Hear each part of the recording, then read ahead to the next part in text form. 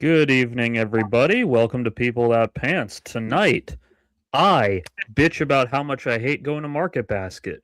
We talk about the new Avatar movie. I go off about Paul Thomas Anderson's last two movies, and we are doing a presidential fight bracket. That's right, Tom. If you look to your left, you will see nothing but depression. If you look to your right, you will see cosmic despair, climate change. And if you look directly in front of you, you will probably see the guy with the latest AK-47 mopping him up. But we're making all of that irrelevant as we take a bunch of white dudes and one spiritual white dude, and we have a bunch of them fist fight to the death for our amusement. Now, But before we do any of that, I want to show you this thing that I found when I was scrolling Twitter. Speaking of politics, so this, I guess Lindsey Graham's state funeral was today, and this is how Trump fucking said farewell to the casket of one of his biggest dick riders on earth.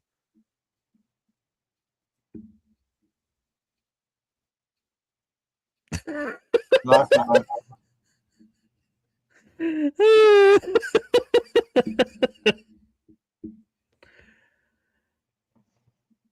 Now, for those of you who may not follow American politics very closely, Lindsey Graham was one of the single biggest meat riders for Donald Trump for the last decade. It like to the point that he makes the other conservatives look downright independently thinking. And that is how Trump chose to say farewell. I don't know, guy. Which part? You're the one who's trying to say he's making people look thinking. That's a you thing. Sorry, you cut out for a bit. What'd you say? You're the one who's saying that these people look like they're thinking. That's a you thing. Well, fair enough. Ugh.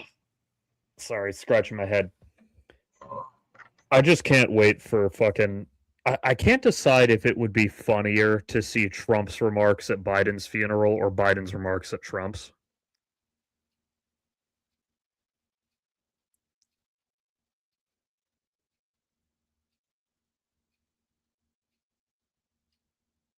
You can't decide. I can't decide which of the two would be funnier. You're crazy. Well, which do you think would be funnier? I mean, I think one option is clearly funnier than the other. But which one? Because they're both hysterical. I feel like one option isn't as hysterical as you think because you're still going to deal with a lot of shit. Which one? I mean, I'm not going to be specific. Well, there's only two options. Exactly. I like having a good head on my shoulders. How would I tell you? See, here's where I'm torn because whatever Trump says at Biden's funeral will be fucking hysterical because he's Trump. Whatever Biden says at Trump's funeral will be nothing but kind words because Biden is a fucking neoliberal pussy. So which would be funnier? I mean, when you say neoliberal pussy, essentially, what are you expecting except a bunch of smiles and good words about shit that didn't exist? Yeah, no, that's what it's going to be. And that's why I can't decide if it's less funny or not because that's going to be hysterical. How? Because it's I don't know, it tickles my brain to imagine Biden going up there fucking having railed like 7 tabs of Aricept 5 seconds before trying desperately to say something nice about Trump. You can say the same thing about every one of their opponents. They go, my opponent was XYZ bad thing that they don't care about that much. But when it came time to discuss the issues, yabba dabba across the aisle, dabba dabba. Yeah, true. But I want to hear Biden make that attempt. Why? I don't want to hear an old man stumble around stupid fucking shit I don't care about. You It's the know, I most honestly, politics already. on the subject of presidents, you know how Thomas Jefferson and John Adams died on the same day, apart from each other, like star-crossed lovers, right? Yeah. I think that's what's going to happen with Biden and Trump.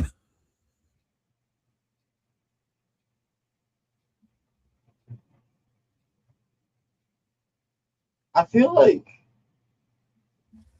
the big difference though is like we're talking about like active pieces of shit versus passive pieces of shit. Like Thomas Jefferson woke up in the morning and like fucking boots on the ground had a fucking gameplay for how he was going to affect the progress of black people in America that day. He had a Negatively affect. fucking goal. Whoa, whoa, whoa, whoa. I mean, from his perspective, becoming the Genghis Khan is not necessarily a negative thing, yet he would continue to do it nonetheless. So, gotta consider these guys as neo pioneers and True. part of the revolution that he's pioneering is a bunch of shouldn't use this term in general, but it does apply in this one time. Mulatto Jeffersons. By the Um, way, speaking of, I just wanted to shout out this shirt that was sent to me as a birthday present by my friend.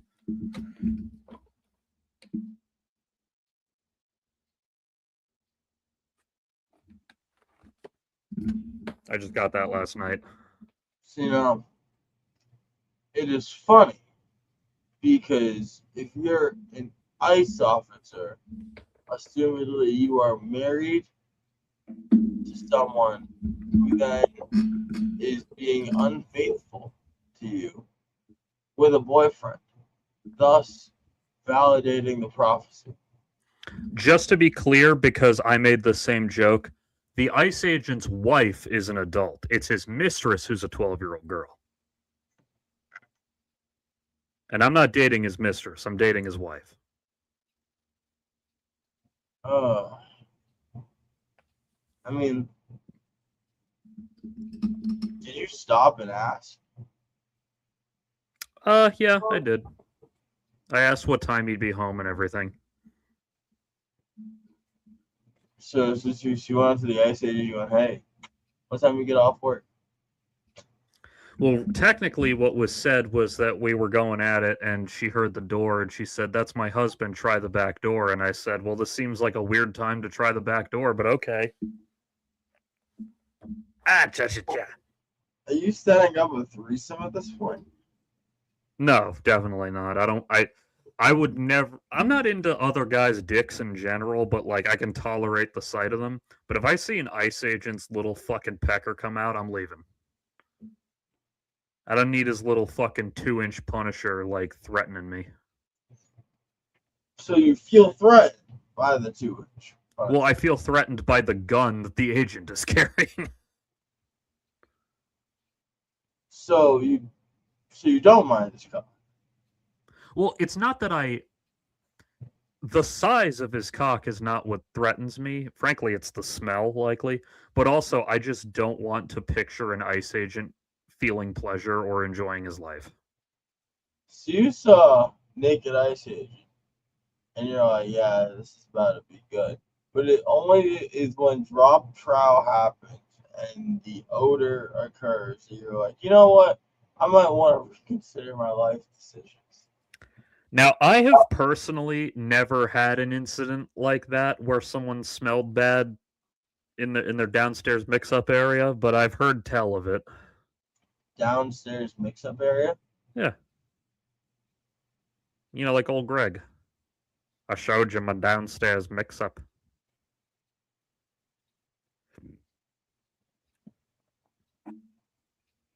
Yeah, I don't know if you've ever had that situation, but I thankfully have avoided it so far.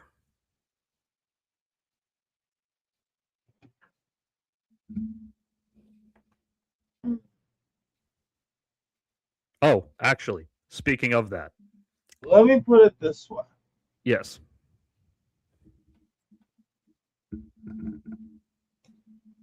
There's one I I struggle with the mental odyssey currently of whether I deign to call this being a person. But assuming I did, um, I I knew one who was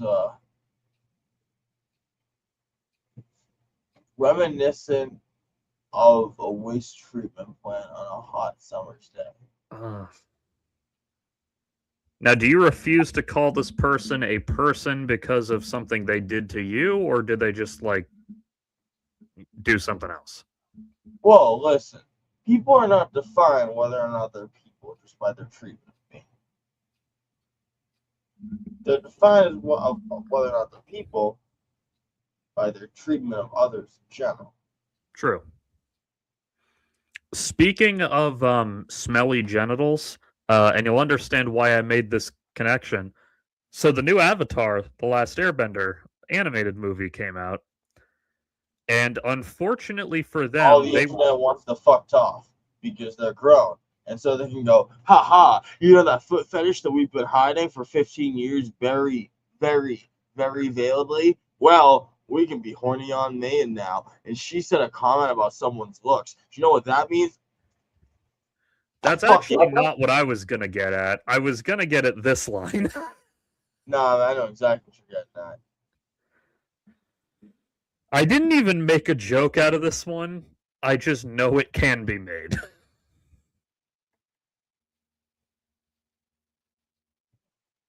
Anyway, why don't we actually get to that topic while we're here? What did Who you said that? think? What? So who said that? Toph. Just feels weird that like why does she specifically know what the fish market smells like? But also, don't go. What did you think? Because newsflash, ladies and gentlemen, this delay was not because of me. Yes. So, Avatar Aang the Last Airbender leaked online a little while back. What was it, like a month and a half? 2 months? Well, I feel like that description of events is a little misgiving. Okay. A couple months ago, the studio that made this thought, oh hey, this is a perfectly finished fucking movie. Do you want to know what we should do? Let's send around copies of it in fucking internal emails like a bunch of schmucks because we've never heard of storage devices, we've never heard of drives, and God forbid we've never heard of fucking OPSEC. How'd they even email a whole file that big? Literally, it can be done under specific, very specific, stupid circumstances. Okay, because like Yeah, anytime I try to throw attachments in an email, Gmail tells me that it's got a limit of like 25 megabytes. yeah, no, there's ways to do it, but Okay. point being, then after that, another guy goes, sees this situation, and is like, yeah, this is probably fine. I probably shouldn't care much about this. A third guy goes, lets this happen for more time, sends around this nonsense again, and guess what? Accidentally sends it to a random schmuck who's not in the company. This works out great, and the guy then proceeds to be like, hey, I got your movie. Just like full disclosure, guys, I got your movie. And the studio responds by going, huh, pirates seem to have gotten a leak of the movie. And because of this, we're cutting the entire theatrical release. Well, to We're be gonna fair, the theatrical cutting happened before this leak. I'm pretty sure it was related. It might have been like they might have heard about the leak before we did, but I mean, like I'm pretty sure that like it's one of those situations where they're like, "Hey, boss, I got the red receipt with the email with the full fucking movie. Um, Jeff over there does not have the email. Jeff does not have this email address. So Yeah, it's about 2 days till we're fucked, boys. Like, I suspect that this is why this movie came out now instead of in like October when it was supposed to. that's my point. Is they're literally like, fuck, we gotta play this a certain way, and so they fucking push the theatrical, and then they're like, fuck it, we're gonna cancel the theatrical, we're gonna push a streaming, we're gonna try to get up hype, and then we're gonna hop on the sympathy train because mean hackers got on our servers, guys. Yeah, it We're is just like, really oh funny god, that they emailed around an entire oh fucking movie and didn't think that was going to be a problem. we don't want to play this, guys. I'm just a little birthday boy with glasses. How can you be mad at me for not having any security on my IP? Like, bro, it's disgraceful. It's disgraceful. So, to be clear, then they blame the fucking hackers. They make people suffer. And Larry here just finally gets to watch the movie. Well, Oh, do remember. So the reason I didn't watch the movie when it leaked was because I said I want to watch the finished version. we had the finished version. Yes, but you have to understand, at the time I said that, the movie wasn't scheduled to come out until late October. So I was thinking, oh, with 6 months left, they must still be working on it. You gotta understand, these schedules are literally just set by people in suits who want your money and not timelines for creation as much as timelines for marketing, release, all the other aspects of a movie that the company has to manage and like wants to impact. That's Well, not the creative development. no, I understand, but with most movies, it's pretty normal to still be working on the fucking thing till like a week before it comes out. Like, that's far from unheard of in the cinematic world. See, I feel like you're talking about like real films though, and I'm talking about like products that are made and shipped out like Shipwreck does.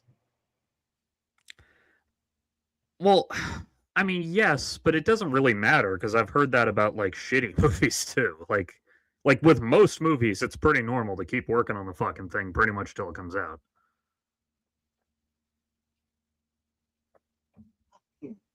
I don't know, man. All signs pointed to they just take extra fucking time. Well, sometimes they do, clearly, because this thing was released, 4 or 5 months early. So clearly it was finished. It's just I didn't know that at the time. Well, you gotta believe in the power of a couple things. One, pirates get the job done. In other words, we're That gonna is get true. the best version of a file available. That's just gonna be realistically. It's not crazy to foresee what happened. It's crazier, in my opinion, to expect like them to not have wanted to use that time to fuck around a little bit, considering they waited 15 years for this shit. So I guess that leads me to my first question because you've seen both versions of it now, right? Yeah, Are they any different? I haven't seen any difference that I noticed. Okay. So yeah, it probably was finished well before its intended release date. But I didn't know that at the time. And also, by the way, as I said to you via text, I'm glad I watched it on Paramount Plus because I want them to know it was me. I I don't care about their feelings. That's why, like, when people are like, no, this is theft. You shouldn't do that. Oh, I don't give a shit if it's theft. I want Paramount to fucking know that I'm part of the audience for this shit and to greenlight more of it. I get, I'm mixed on how I want them to receive my viewership for such a thing. I almost did pull up my perfectly legal website out of spite, but then I was like, no, fuck that. I want them to know it was me. By the way, when you say it like that, it sounds really creepy. No, that's the point. I mean, the line is from A Million Things, but it was in Game of Thrones as well. Like, tell Cersei I want her to know it was me. Like, And what was that specific one regarding? Make sure I'm I thinking don't of even everything. remember because I've never watched the fucking show. I just saw the clip Probably some somewhere. sexual assault. I don't think so, but maybe it is Game of Thrones after all. It's Game of Thrones, man. Tits, dick, sexual assault. A couple dragons on the side if you're lucky eventually. Well, anyway, And I wanted it. I woman wanted is Paramount's fucking Palantir AI bullshit algorithm to know that my ass was seated for the Avatar movie, and that maybe that'll teach him something. See, here's the thing. We're talking about the Palantir ass algorithm. All you gotta do is say Avatar 40 times into the fucking Google machine. They'll get the idea. Maybe, yeah. I, I, Anyway, let's actually talk about the movie itself and not the fuckery that led to its release when it did. What do you think of the movie itself? I really go back and forth on this one, Rare, because I want to love this thing universally. I really do. You were really into it when you first watched it. I remember that. And the more that I fucking give it thought, the more I'm like seeing problems that are like bigger than I want them to be. Yeah, that's fair. Like, I definitely didn't love every single second of this movie, but I don't give a shit. I I I, Whatever. I just I unfortunately think a big part of me knows the fact that I ain't gotten no ang in 15 years. I'll take what I can get, like some cold pizza or bad pussy. So like I don't really know how much I'm actually objectively being like, oh yeah, this is like good or bad as much as oh my god, look at how when they bend, you can see the fucking fighting styles again. Oh, haven't had that in an Avatar product for like I look at mean, that! You can tell they're culturally relevant with their movements and their actions. yeah, you are right that like we are drowning men reaching for the blade of a sword. Except this time it turned out to not be the blade of a sword. It just turned out to be an actual piece of wood that was safe to grab. I feel like but there's a couple parts that do hurt me. Like Yeah, I one, mean there's like one or two tweaks I'd make, but like overall, if I'll put it this way, if the output from the brand new Avatar Studios, if this is as weak as their output is gonna get, I'm very fucking optimistic. see, we just started this, and already in the distance, folks, like the ice cream man driving a truck, you can fucking hear Randy Newman playing a fucking theme song for Larry as we lower the bar to meet the expectations necessary for the current fucking status quo. It's This not is about lowering the outrageous. I bar. have to go, well, for the first one. If I'm gonna give her a handicap, like fuck that. No, I'm I'm not not giving her a saying handicap. for the first one it's okay, or, well, I guess it's an okay first step. I'm saying I really liked it. And if their future output is even remotely this good, I'm going to be satisfied. So let's talk about the first fucking elephant in the room. Okay. How long has it been since the war? Since the end of the Avatar show, Yeah. I think Wikipedia said 15 years, but they didn't say that like out loud in the movie, so I'm not sure. Wikipedia says it starts 13 years after the end of the show. Okay. So I'm gonna throw something out here that kind of pisses me off. Okay. Zuko is doing a job. Cool. Yeah. I know what he's doing. Pretty clear to me. Katara has cut a rope. What's she done else for 13 years? Don't fucking ask me. I don't know. Does it matter? I feel like it should, but the movie doesn't feel like it should. And I don't know how to feel about that. Feels like it should matter, but I it mean, doesn't. given What the is that come context, to? Republic City. And if you're like, it feels like there's more than that, you're right, there is. Republic City. I don't fucking know what to tell you. And if you're like, well, what about all the fucking like air history shit? You're like, oh yeah. So he ditched the dude with the fucking wheelchair, ditched the entire the entire fucking group of people who were like really into air nomad civilization put himself on a fucking random ass island temple that's like a mile away from here. It's not like too far, but it's not too close, just cause. And he hangs out there, read fucking books. That's what he does all day. And if that feels a little weird to you, it feels weird to me too. But don't worry about it. Also, guys, if you might think to yourself, oh, the Avatar, he wants to do like research on the air nomads. He's probably gonna do that thing he does later in the movie where like he reaches back through his past lives and like talks to him. No, never fucking interested in that idea. What the fuck, man? What the fuck have you been doing, eh? I mean, what to be fair, what have you been doing? I love the new movie so much. Yeah, I do too. Now, remember, this is only a small snippet of these characters' lives. So presumably they've done many things. Like Aang doesn't spend all his time flying around looking for artifacts and shit. That's just a project he does from time to time. He's clearly not spending time fucking his lady. Why do you say that? Okay, because obviously Katara should be pregnant at the end of the movie. She was fucking originally written pregnant at the end of the movie. Because the entire movie breadcrumbs you to be like, damn, we need more airbenders. Damn, damn. And the fucking light at the end of the tunnel would be, hey, Aang, we're gonna have more airbenders. Or at the fucking very least, if you want to be nice, you know that whole scene where you like fucking make them find the goddamn more bison? Just make her pregnant silently, you fucking cowards. Fucking cowards. But whatever. Because you don't want to actually like establish a timeline on when Tenzin was born. I didn't like the idea that him knocking up Katara would be a resolution. Yeah, I mean, keep in mind that they are airbenders.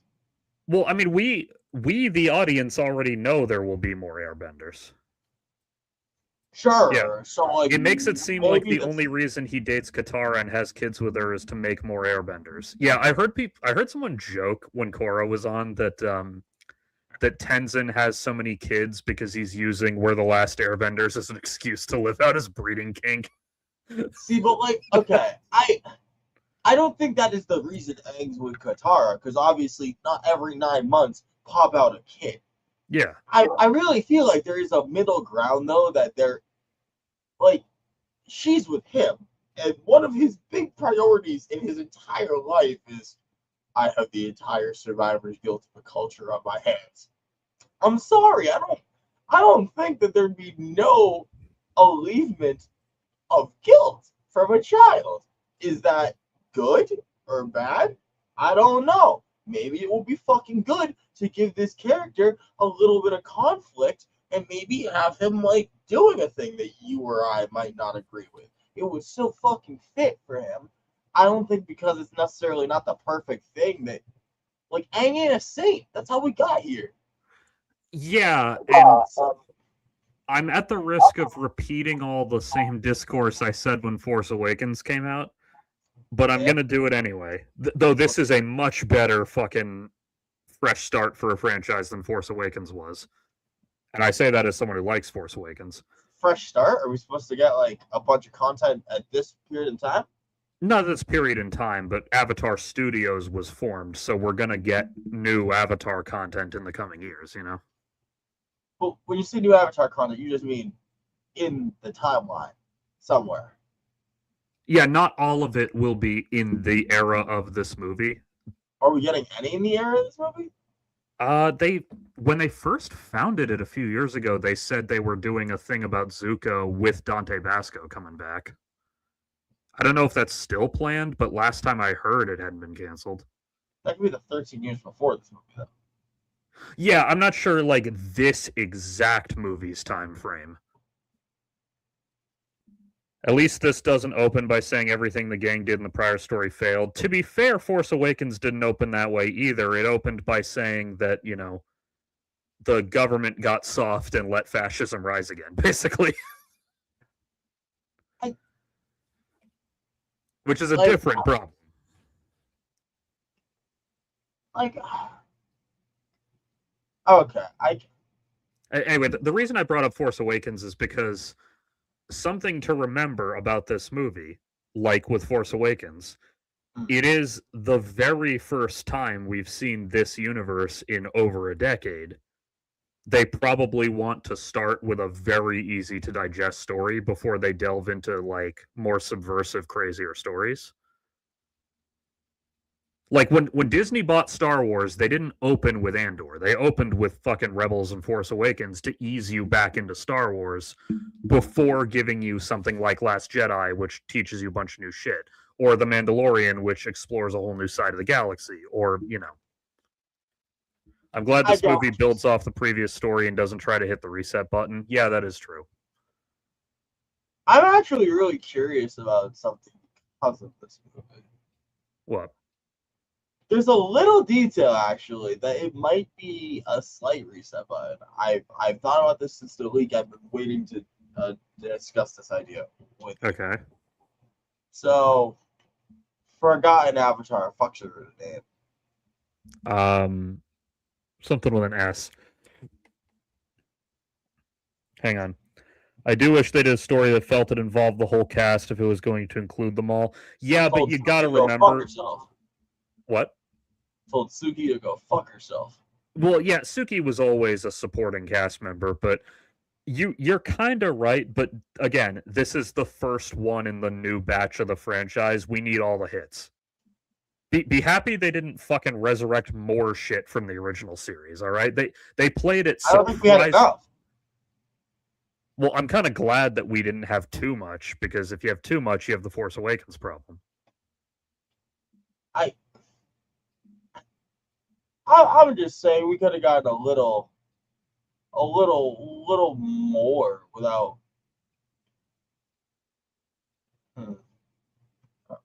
Sonam, that's the avatar you were thinking of. Also, I really loved Ke Huy Quan's little small cameo. That made me really happy. That's fun. But okay, so think about this, because this is fun to me. I get that you want to make the movie about the main character, so having the story be about Aang is smart, but I feel like they all just showed up out of obligation. Say my point first. Hold on. Go ahead. So, fucking, what happens when Aang tries to go and see Sonam? Initially he has trouble finding her because he has to go so far back. He doesn't know, because she ain't even it ain't even the shit. It's so far back. He just can't find specifically this one. Well, yeah, but every avatar he meets tells him go further back. Yeah, but I mean, even when like you like, you like meet a dude who knows about it. It's like assumably you could just go directly there. But then he tries and she ain't in the timeline, and then you like can fucking see later. Her ass is she's like, I have been in so much sorrow. I just fucked off. Pulled myself on the fucking avatar cycle. And now somehow you have reached me. And then after, she's like, I am fully accessible now from the avatar cycle. And you're cool, eh? Do you notice an interesting idea there? What's that? The idea of being able to remove yourself from the avatar cycle? The idea of being able to put something back in. Okay. Who do we know whose name is similar to Korea that might benefit from such a possibility? Cool. Yeah, I honestly, even when I watched it at the time, I suspected Korra would one day heal her connection to the avatar cycle or whatever. I think when they wrote it originally, they weren't planning on doing it. But it's like, what's a good example of what I'm thinking of? Goten being the new character in Dragon Ball, or like, not like killing Brian, which you thought killing Brian was, where like, I think if they had any balls, they could have done that, but they kind of left it open ended, and we're always just gonna go with the easy choice anyway. Yeah, kinda. Hang on, I'm just looking at Wikipedia's thing about this. Actually, one slight nitpick I had with this movie, I didn't like that they fucking recast the Cabbage Merchant. Also, you really don't think tiny little airbending baby would have been adorable? Adorable. You mean Toph when she's infantified? I, I'm just saying, as like a last scene, man, because like you like could have jumped it ahead some time or something. Just tiny little airbending baby, airbending toddler on top of a little airbending bison. Wouldn't it be the cutest fucking thing you ever did see? Well, yeah, but maybe we'll get that in the next movie. And God fucking forbid that I think to myself, oh, maybe I shouldn't have to wait for the next meal to feel satiated. Maybe right now, at the end of my lunch, I should have some sort of relief and not just wait for dinner with some sort of tepid anticipation as to possibility. That is God. true. Taika Waititi's cameo was kind of distracting. Who? Taika Oh, Waititi. I think that's the motherfucker I was talking about. Yeah, I mean, it was only a cameo, so it's whatever. But yeah, I did find his voice a little distracting. The entire character is distracting. Um, The I didn't entire like character. Steven Yeun as Zuko. I thought he was fine, but I also did think it was weird that they didn't just bring back Dante Basco. But maybe they just were thinking if we have to recast some, we might as well just make a clean break.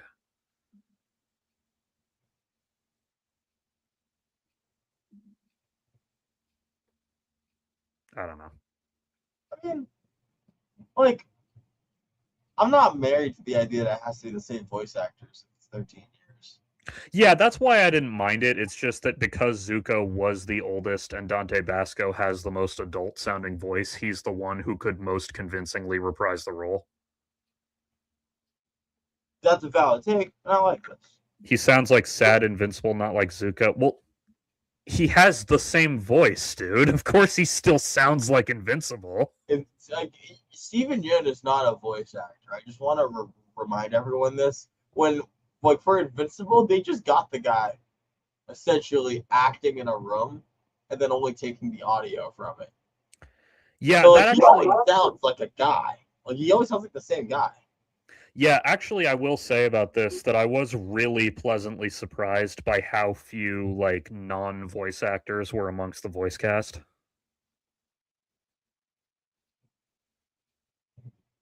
Uh, Speaking of what did people do, by the way, with Toph.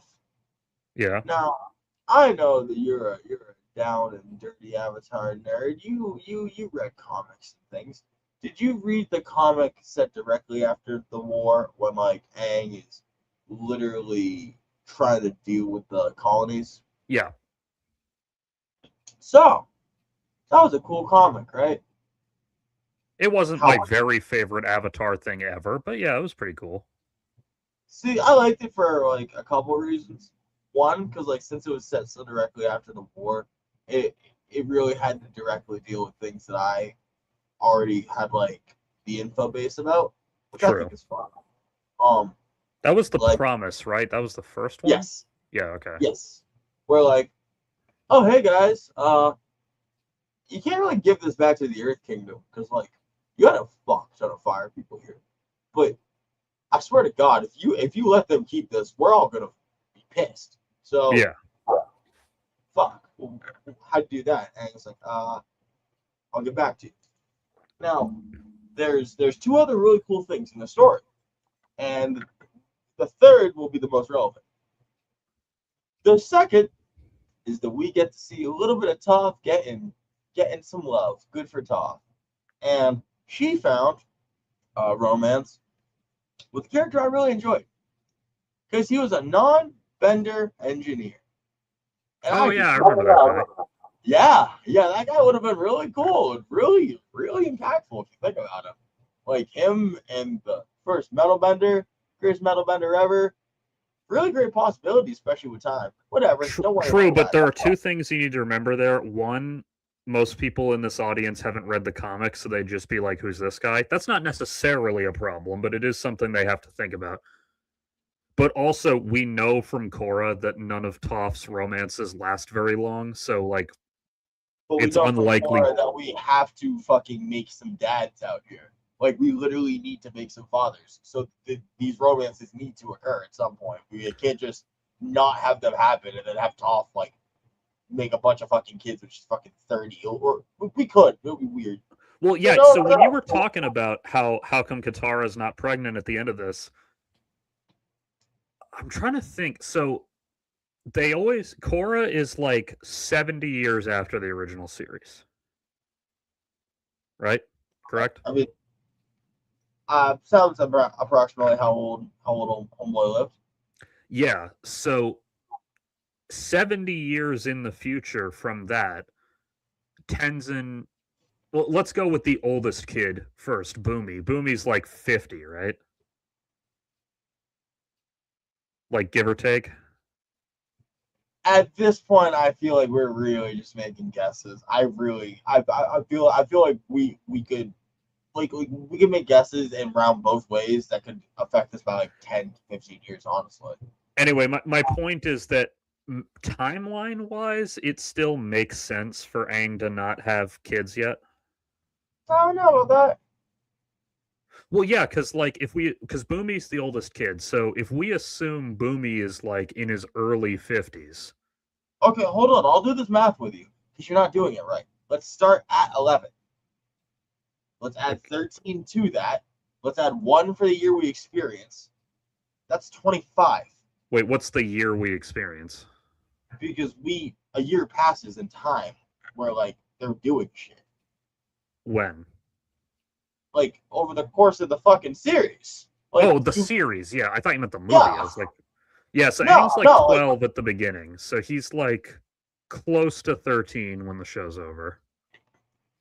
Okay, then add another 13 years. Yeah, so he's like 26. Okay, now take 70, subtract 26.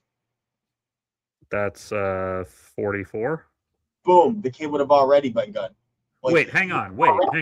Yeah, no, starting this timeline, I'm right. Like, because So you forgot to include Aang's age already in your timeline.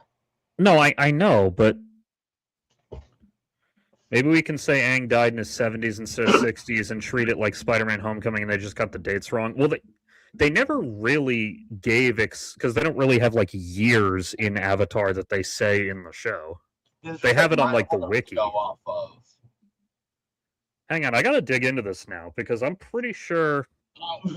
Yeah, no, I'm pretty sure. Like, literally, even the timelines point to have a kid right now. Well, maybe at the fucking end of the movie, they go home and make that first kid. I don't know. Oh my god, what? So just don't give me the shot of the pregnancy just for because fuck me? Like, what do you mean? Okay. So the wiki has no date of birth for Boomy.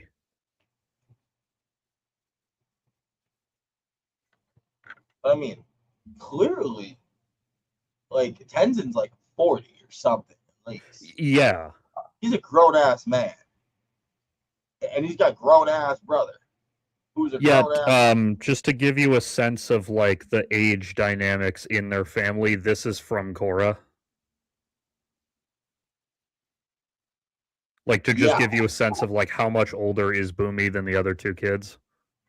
yeah. No, yeah. So this is fucked because like that's at least 10 years. Well, not at least 10. Boomy's probably like That's at least 7. a 10-year-old.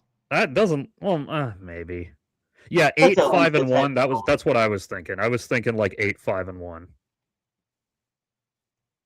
Okay, I'll take that. I'll take that. How dare they make them this hot and not show me them getting it on? That is true, but because I was introduced to them as children, I can't really find them hot as adults. I don't want them to get it on. I wanted like just the family is growing shot, guys. Like I want to hear about this. Like, so if Booby is say 50 in Legend of Korra, that means he was born 20 years after the original series. No. Yeah. No, because okay. That means he was born like 7 years after the original series. How though? Because you said Aang died when he's 70. roughly. Well, Aang died like 17-ish years before Korra. So Aang Sure, died but just like, pick a number for me. How old do you think he was when he died? hang on, maybe they wait till their 30s to have kids. They got a lot of work to do building that city. Yeah, that is It true. got a lot to do with building a race. Yeah, No, so, okay, so Korra is 70 years later. Korra is presumably born immediately after Aang's death, because that's how the so Avatar cycle works.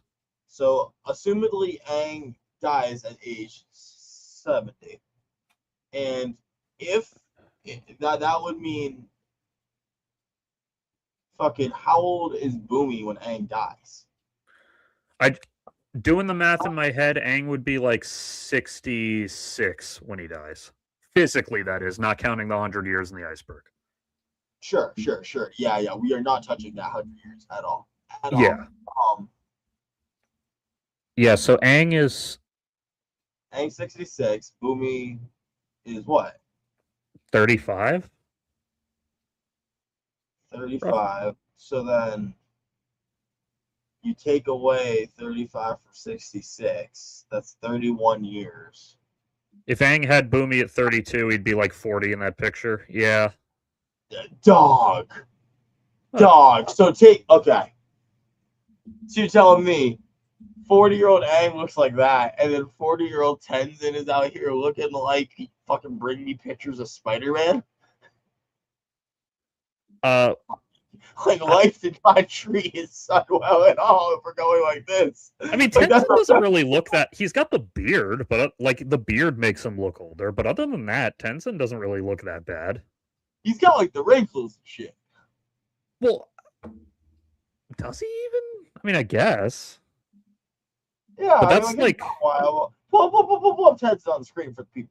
I mean, also keep in mind this is a professionally taken photograph, whereas Tenzin we're seeing all the time.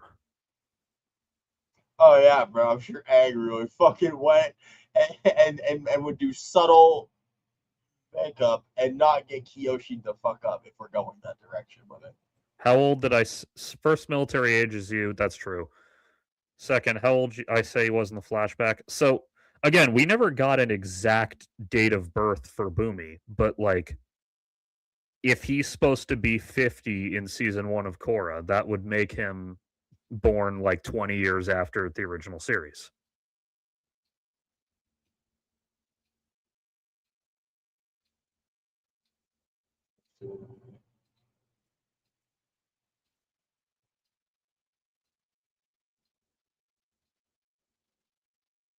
Right?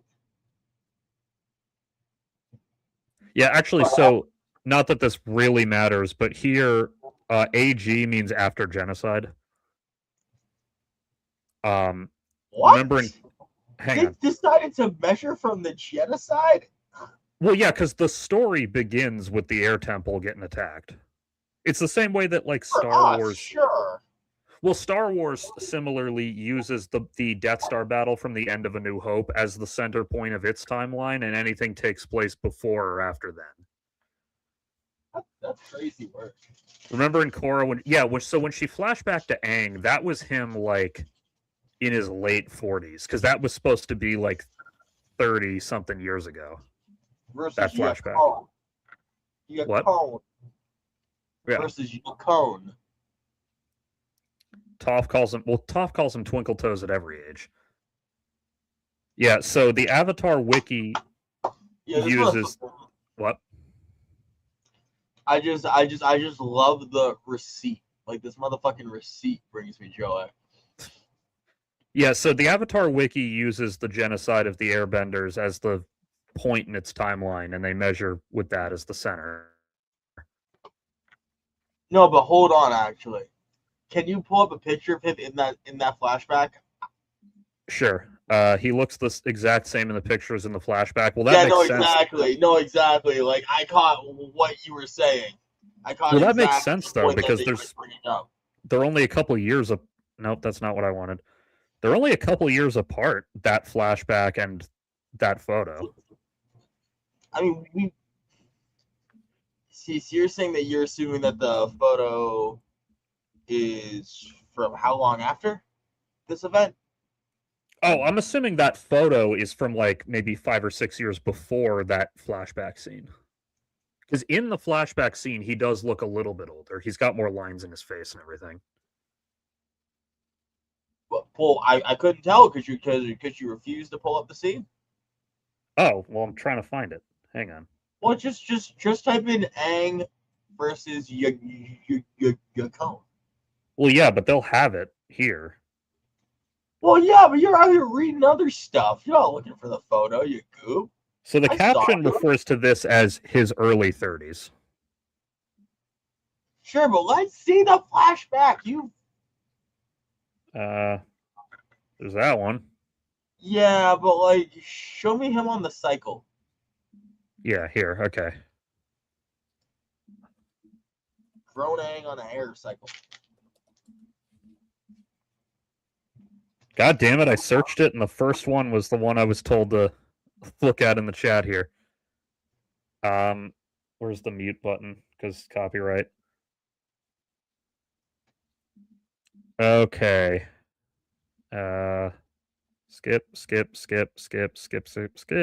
my Lou, my darling. Because your code can do cool shit. I do like that Sokka is like the fucking counselor in this scene. I really liked how those kids started dunking on Sokka, and he's like, "Hold on a second. Let me tell you things that, when lined up together, sound completely outrageous, but are technically all true. And just let me dunk on the Avatar real quick."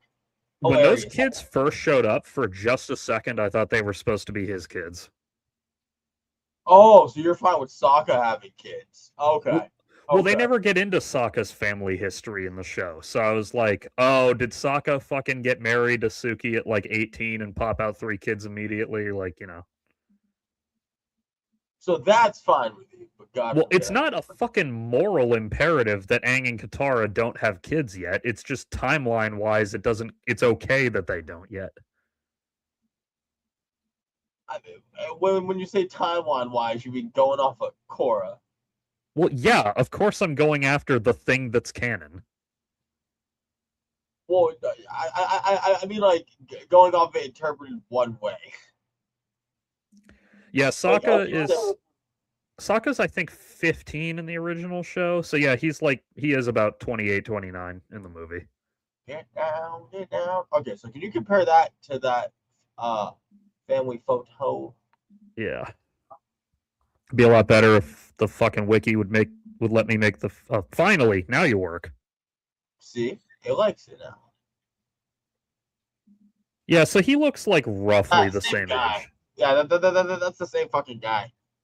I mean, I could believe this is like 5 years later, but yeah, they're like roughly the same time. So, like, assumedly, huh? Yeah, so like math-wise, Aang should be like as the chat is saying here, should be like 32 when Bumi is born. So yeah, this is a few years before he would logically have his kids. Yeah, he is in the middle of a fight. It makes sense he'd look a little less presentable than he does here. I don't know. It actually, it wouldn't have shocked me. The movie didn't do this, but it wouldn't have shocked me if, like, when he flies to the little temple and he has the first scene with Katara, that like a little tiny kid comes running in and you're like, oh shit. That would make sense. I just also think it would really make sense for that one scene when they find the air bisons, because it's already like an epilogue to begin with. That's why I'm so frustrated, because you essentially make an epilogue for the movie and you don't fucking do the thing that the whole movie was like, would be really nice to have. Does it solve everything? No. And internally we'd be like, haha, that kid doesn't even have bending. And that would also be a kind of fucking funny little thing, because it's not about having more airbenders. It would just be sweet to see them fucking grow as people. Well, that's really the thing. That's why the proper, like, resolution to that arc is Aang founding the air acolytes. Boo. Well, because he realizes that passing on the culture of the air nomads is a lot more important than the physical capability to airbend.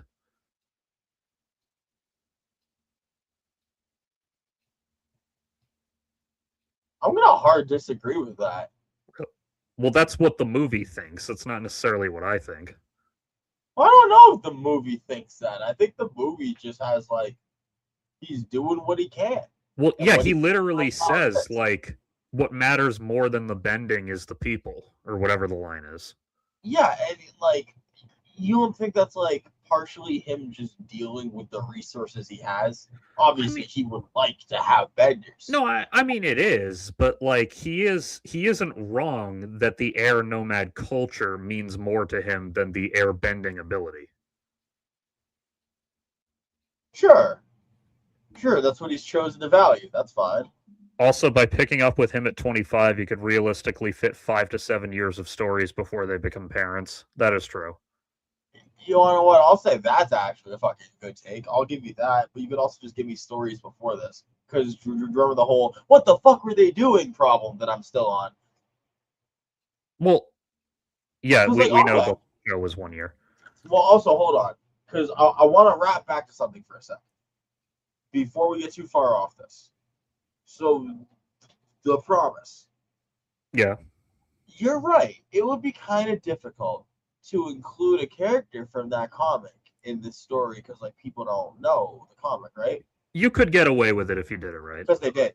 Because they already did. Because they already did. Which character? Two of them. Which two? Thank you. Well, I'm trying to see if you recognize. Um, I mean, it's been a while since I read most of the comics, so I don't remember every single fucking character from them. It was a very specific choice. Top students are the exact same. Goth Oh, Boy and Big Man. yeah, I thought I noticed that, but those are really just cameos. My point is Yeah, no, that you could get away with doing that if you really wanted to. You just have to be good at what you're doing. well, no. I think you're missing my point. So that comic is set right after, and this movie is set 13 years after. Yeah. Yet we copied the characters from the comics without aging them. Well, they do look older. Not really. I mean, they do. They were some of them at least were kids in the comic and are now adults. So Those two were already teenagers in that comic.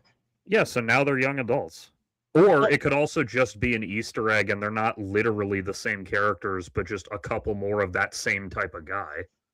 They're the exact same guys. I mean, that kind of would have been funny if Toph was like, yeah, I've seen a million like you, as in like, you look exactly like my previous student because I only get like 7 kinds of students here. I don't think all of her students either look like Brendan Urie or fucking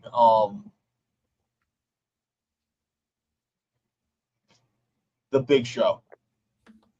I honestly don't look that much different since I was 16. Yeah, I mean, I think it was probably just that they wanted to put it in as an Easter egg and therefore had to like just deal with the fact that they look a little young if they want people to get it. Like, whatever. I don't know. I think you're taking it a little too seriously. No, because the whole point is what the fuck has Toph been doing for 13 years? She's got 2 fucking students and a thumb up her ass. Well, she had a bunch of students just in that scene. She had like 6. Yeah. Well, hang on. Maybe that's just the advanced class. Maybe that's why those guys are there. And like during the day, she teaches a bunch of more remedial earthbending classes. Damn, you're right. Like maybe, but guess what? We're out here making headcanon and giant lore for shit because we can't get a reasonable answer. And I Are feel you like also mad that Jack Bauer never poops? Because this is what it feels like. dog, 13 years and Jack Bauer never poops. They're not the same level. Like I should get some fucking information. Yeah, but we're only catching a little snippet of the characters' lives. Presumably, there are other snippets that we're not seeing right now. But yeah, so in other words, I should be mad at the person who curated the snippets for giving me a fucking shitty juxtaposition. Yeah, I mean you can be mad about that if you want. It's just like let's not pretend that there's logical holes in the fact that we don't see every character doing something the second we're introduced to them. Well, there's holes as far as making the movie. Like it's just a bad way to tell a story. Yeah, the story wasn't about her really. It was mostly about Aang, which is why we focus on Aang mostly.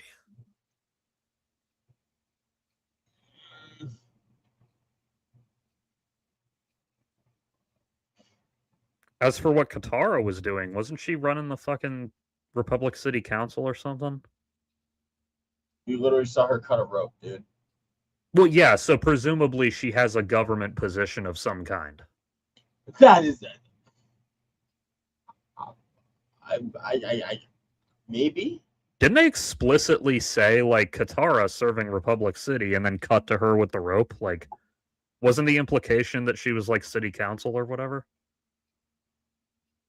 They're living in a fancy-ass government-looking building in the middle of the city. I think it's a reasonable assumption that she's a government official of some kind.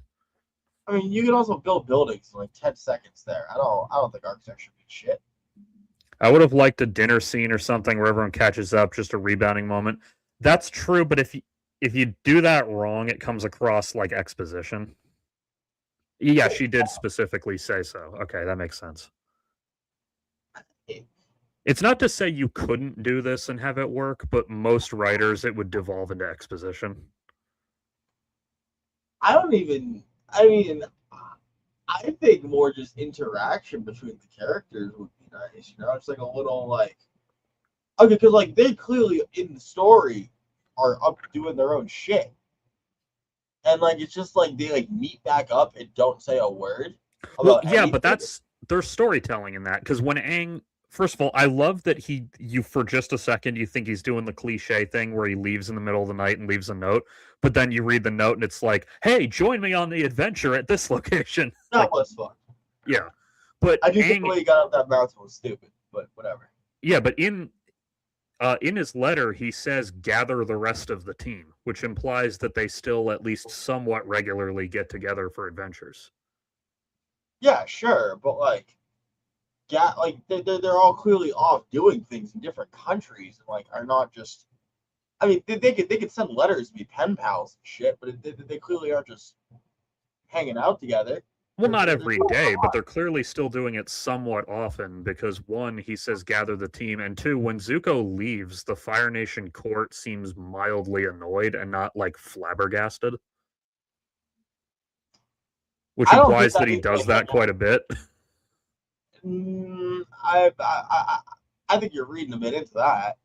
Well, of course I'm reading into it. I read into everything in the movie because that's how movies are watched. Yeah, but I think you're reading in a weird direction. Like I've not seen anything to read. Oh, they do this all the time. Zuko can take a sabbatical whenever he wants. Well, yeah, he is Fire Lord, but now I'm not saying all the time. But the fact that he says gather the team and not like go track gather down the team again. Not. Hey, it's time for another adventure. I think gather the team does not say it's time for another one of our regular adventures, gang. Well, I'm not saying regular, but like a couple times a year. That is just wishful thinking on your part. I don't know, man. I feel like if he was saying he would have said get the old team back together or something. But saying get the team together means that they're still a team. Okay, I'll counter that with saying get the old team together would imply there's a new team. Well, you get the team back together then, rather. You're mad that they didn't say let's get the band back together. Essentially, I'm not mad about anything. I like it because him just saying gather the team together implies that they still do things together somewhat often. No, it doesn't. That's just what you want that to mean. I don't give a shit either way because I liked the fucking movie. It's just logic. When I heard him say get the team together, my brain went, yes, they still go on adventures together sometimes. That's crazy. Like, there wasn't any line about like, oh man, I forgot how freaky it is flying up here. Like the fact that they all still seem comfortable doing what they're doing implies they still do it. It doesn't imply they do it regularly. It just implies they're comfortable with each other, which is kind of the case when you live with each other in a war. Well, yeah, but like there's no awkwardness of like, oh man, we haven't seen Zuko in a while. Like there's none of that. So they still clearly talk somewhat often. Well, that's what I said. They're fucking pen pals and shit, but they're not. No, but like talk for real, not just like send a letter once a month. I ain't got no. I mean, they send. How long does it take the messenger bird to travel across the world? However long the plot demands. But like when they Like go to 5 minutes. Sokka and like the letter for Sokka shows up, he's not like shocked that he's being called to adventure. He's like, "Oh boy, another adventure." He's not shocked to see the birds, so they're probably just sending birds. Well, yeah, I know, but then when he reads the letter, he's not shocked by that either. Yeah, exactly. In his letter, Aang talks about the guy who annoys Zuko, so they clearly talk a lot. Yeah, we're on the same page that they talk a lot. Them talking a lot does not mean that there's a bunch of side quests that you can just like make exist. Well, I'm not. Yeah, I'm not saying they go on like a fucking crazy adventure. I'm just saying they see each other somewhat often. I just know they talk. That's the only clear thing I know. I would like to think they meet up. It would be nice. I mean, I would given enjoy like it. Aang's job alone takes him all over the fucking world. He probably sees all of them like once a month. I feel like Aang's actually stuck in that area a lot nowadays. Sometimes depends on what the story needs, but Fair, yeah. yeah, exactly. It's probably not as many adventures and more just get-togethers. That makes sense to me. I don't know. Like, I mean, we know from the comics that they went on a number of adventures after the end of the show. So, like, why is it so crazy to imagine they went on some other? They're not even all fights. Sometimes it's just Aang probably is like, "Hey Zuko, I'm gonna go check out this temple I found. You want to come with me?" Yeah, sure. And then they go and they look at some fucking rocks. Like, there's not I necessarily a mean, fight. I feel like the deeper Zuko gets as Fire Lord, the less time for adventures he has. Logically, yes, that would be true, but when you're Fire Lord, you can also just say fuck this whenever you want. Nobody can stop you. So I feel like Zuko has a very inlaid guilt complex as to not being like what the other Fire Lords are, and essentially being the greatest Fire Lord of all time. I really Being loved actually. attentive. I don't know if you got. Did you read all the comics or just like the first few? Just the first few. So somewhere along the way, later on, I forget when. Maybe it was in one of the ones you read, but I don't think so. Zuko needs to go off on an adventure with them, so he appoints Iroh as interim Fire Lord. Yes, I did. I do Yeah. remember this one. For those of you who don't know, Iroh's not interested in power at all, so the sole thing he does as interim Fire Lord is make Tea Appreciation Day a new holiday. I mean, Iroh cares about power. The power of a good cup of tea. Well, exactly. He's not interested in being a military or political leader. He's interested in making tea and giving advice. That would have been nice, actually. A little Uncle Iroh cameo would have been nice. I was gonna get there because we specifically know he's alive. Yeah, he's not dead yet because it's just not enough time. Well, no. Also, timeline wise, he pulled a full Buddha in Korra. Yeah, that's true too. Where was he in the credits? I didn't see his name in the credits, but Don't fucking read all the credits. well, yeah, I don't read all of them, but like I do read the cast at least, just because I'm curious who the actors are. Oh, you mean okay? His likeness was in one of the stills in the credits, is what you mean? Yeah, Suki made a little cameo in the movie as well. You mean in one? Oh yeah. Yeah, I mean, it's not like a disaster that this didn't have every character in it. It's just like I just really feel like this movie feels like a couple episodes stitched together, but not enough of them. I guess. Like that's what I'm saying. Is it's like it feels like squash. No, it's not that it's bad, but it feels like there's a lot of important things here. It is definitely very bare bones. It feels incomplete. It feels like it gives to me the vibe of like a modern video game where like A little, yeah. you buy it and then later it's planned that I'm gonna have the full game by patch 1.5, and then once the DLC in 3 months comes out, I'll have the full experience that was pitched to me originally. Like that, I wouldn't take it that far, but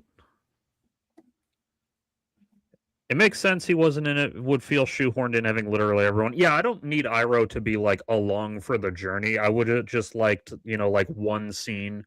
After Zuko's bird shows up, I would have just liked one scene where he like runs off to pack the few things he need, and then Iroh's like, make sure to bring your teacup. I'll tell you exactly what I wanted Iroh to do in this movie. I wanted when that guy reads the note from Aang, I want Iroh to just be the sole guy laughing his ass off in the corner of the room. I want just that, and then it cuts. He doesn't have to say a fucking word, but he's just laughing his ass off. I wonder? This This might be silly. So for the last couple of years, starting with the live action Netflix Avatar, they've been doing the all Asian cast thing with this property. Yes. So maybe they just didn't want Iroh because the only guy who can do Iroh's voice is a fucking white guy? I don't know. I don't disagree with you, but then at that point we're doing woke politics over fucking good art. Yeah, well, that's kind of the thing, is even people who generally agree with racially correct casting, they always quietly go, except for Greg Baldwin as Iroh. That's funny as shit. I've never heard this conversation that brought a conversation brought up. I mean, it's a little facetious. Like, they don't really care that much, but even people who are like, yeah, it's a good thing when the black characters are always voiced by black actors, they will kind of quietly go, there's one exception, Greg Baldwin is Iroh. I agree. The best thing you can do is leave the audience wanting more. I agree with that. Like, what was this movie's, other than telling a story, like corporatocracy-wise, what was this movie's goal? Make me want more Avatar content. What did it do? It made me want more Avatar content.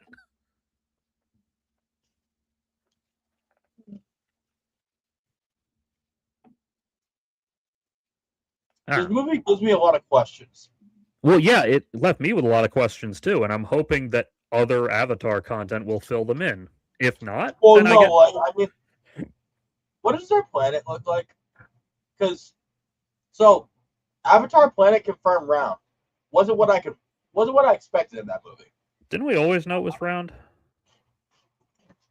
Didn't know it was round. I mean, we knew it was. I don't know. I always assumed that the fucking Earth was round. I get what you're saying, but I don't know that's the Earth. I'm fine with racially correct casting for the main characters. The side characters I think you can get away with, especially if they're really good performers. Well, that's true, but also, like, when it comes to voice acting, I don't even super care about the racially correct thing in general, as long as you don't get racist with it. But also with Avatar, despite it being an Asian-influenced world, they don't really have the same races or continents that we do. That part, I'm always screaming that from the fucking rooftops. He's not actually fucking Himalayan, dude.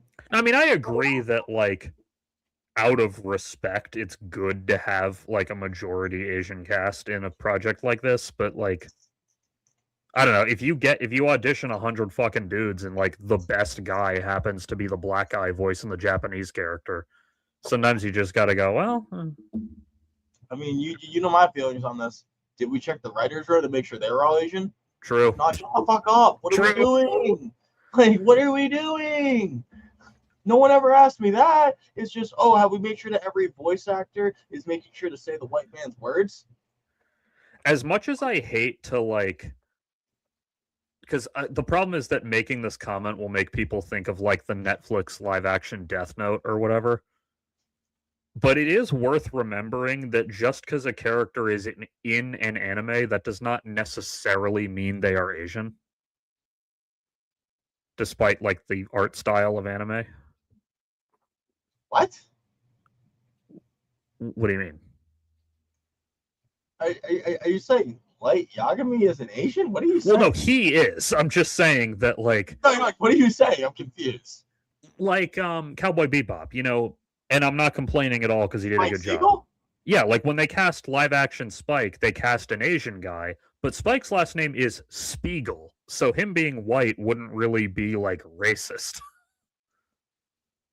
See, now we're getting into a really interesting idea. Then again, the implication is that Spiegel isn't his real last name either, so...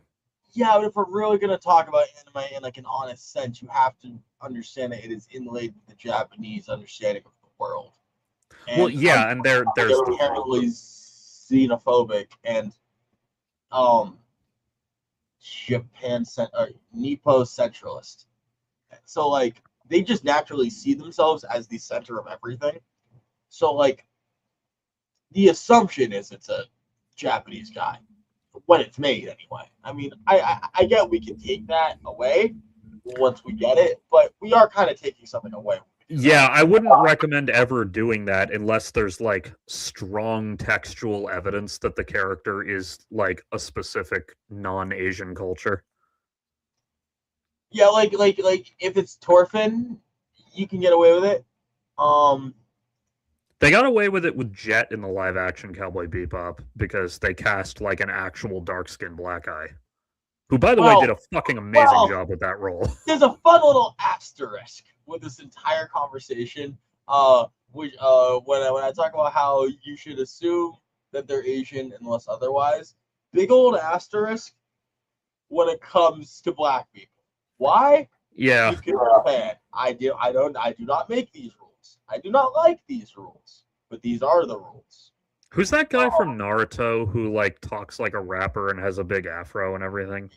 First of all, that's Killer Bee. Second of all, he has braids. Who's the guy with I'm thinking of a different show. Never mind. You're thinking of Bobo. Among others, probably, yeah. Please pull up Bobo because this.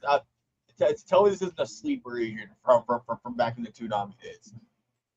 Just like activate your brain. Yeah, I do remember seeing fucking glimpses of this guy at 2 a.m. His nostril hairs are whips, and he fights with them because I remember that, and I remember thinking the whole time, wouldn't that hurt?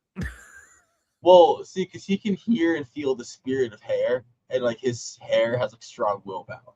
He's like the beard. Did you watch enough of Doom Patrol to meet the Beard Hunter? I think so. The guy who could eat your beard hair and track you? Yes. That was fucking nasty, but I loved it.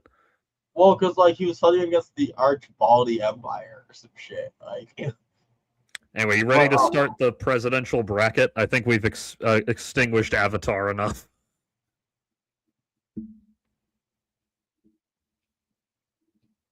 let's do it. Also, not that I really have anything. What? Let's do it. Not that I really have anything to say other than I had a great time, but I finished TNG. I finished the whole series. So now, what? I was gonna say, goodbye TNG. I'll miss all of you except the awkward thing with Guinan because I'm just not a fan. Which awkward thing with Guinan? Her existence is really weird to me, and I think it's a magical nigger in disguise. I wasn't gonna phrase it that way, but yeah. Well, yeah, I will because it is what it is. Yeah, like, though in Guinan's case, it helps that she doesn't so much give them the solutions as it is she just lets them talk till they figure out their own solutions. See, that would make it worse because they like walk in, she's like, well, sometimes back in my hundreds of years of knowledge. I know. Similar. It's like, okay, bud, come on. We talking about the Michigan Senate race? We could, but like, what is there to talk about? It's not over yet, but Abdul El Sayed made everyone else look fucking stupid. Like, that's great. I'm glad he did, but there's not much to talk about there. Bunch of mini mom Donnies. Oh God, I hope so.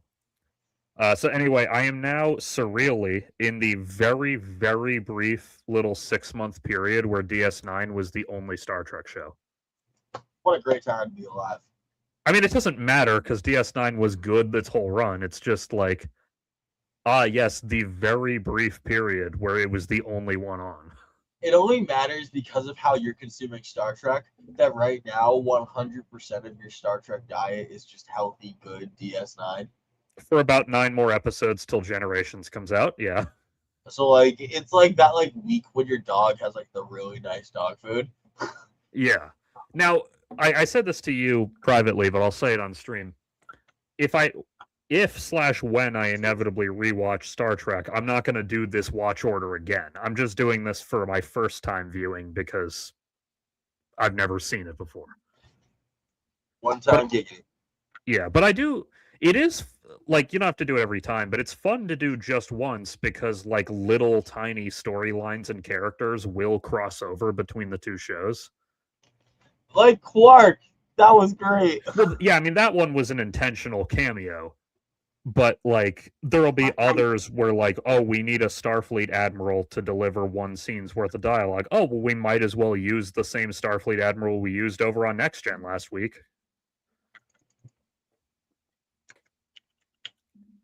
To think that because of the sliding timescale, Spider-Man got to watch every season of Star Trek when it came out. Yeah, you know, people have made jokes about this, but Mr. Fantastic existing in your world does make it make a lot more sense that Marvel apparently went from rotary telephones to iPhones in like a decade. I do always enjoy the bit of lore that companies pay Reed Richards to not make more shit. Yeah, like L'Oreal pays him like a fee so he doesn't release a cure for acne or whatever they said. I think it's fucked up that he takes it, but I think it's a really funny piece of lore. Well, I think what he said was he only takes it for like things that won't make the world worse. Because like acne still existing doesn't really change the world very much. I feel like right with that statement, we can see the seeds of Reed Richards should not be the one who thinks it's righteous to make that choice. And Oh no, yet you're we completely get correct. The Council of Ricks with him all the time. Like, what about disease? Don't worry about that. Marvel is always the world outside your window, no matter how little sense that makes with the characters who inhabit it. and yes, listen, that one guy, he didn't want to cure cancer. He wanted to turn people into dinosaurs. But I want to remind you, Reed Richards can do both and does neither. Doom can do both, and in his country does both. Cures the disease and turns his prisoners into dinosaurs. That is true. That's why Doom's the man. I won't get off on this because it's a long topic, but my fucking god, I hope Doomsday is pulling a sneaky on us with Doom.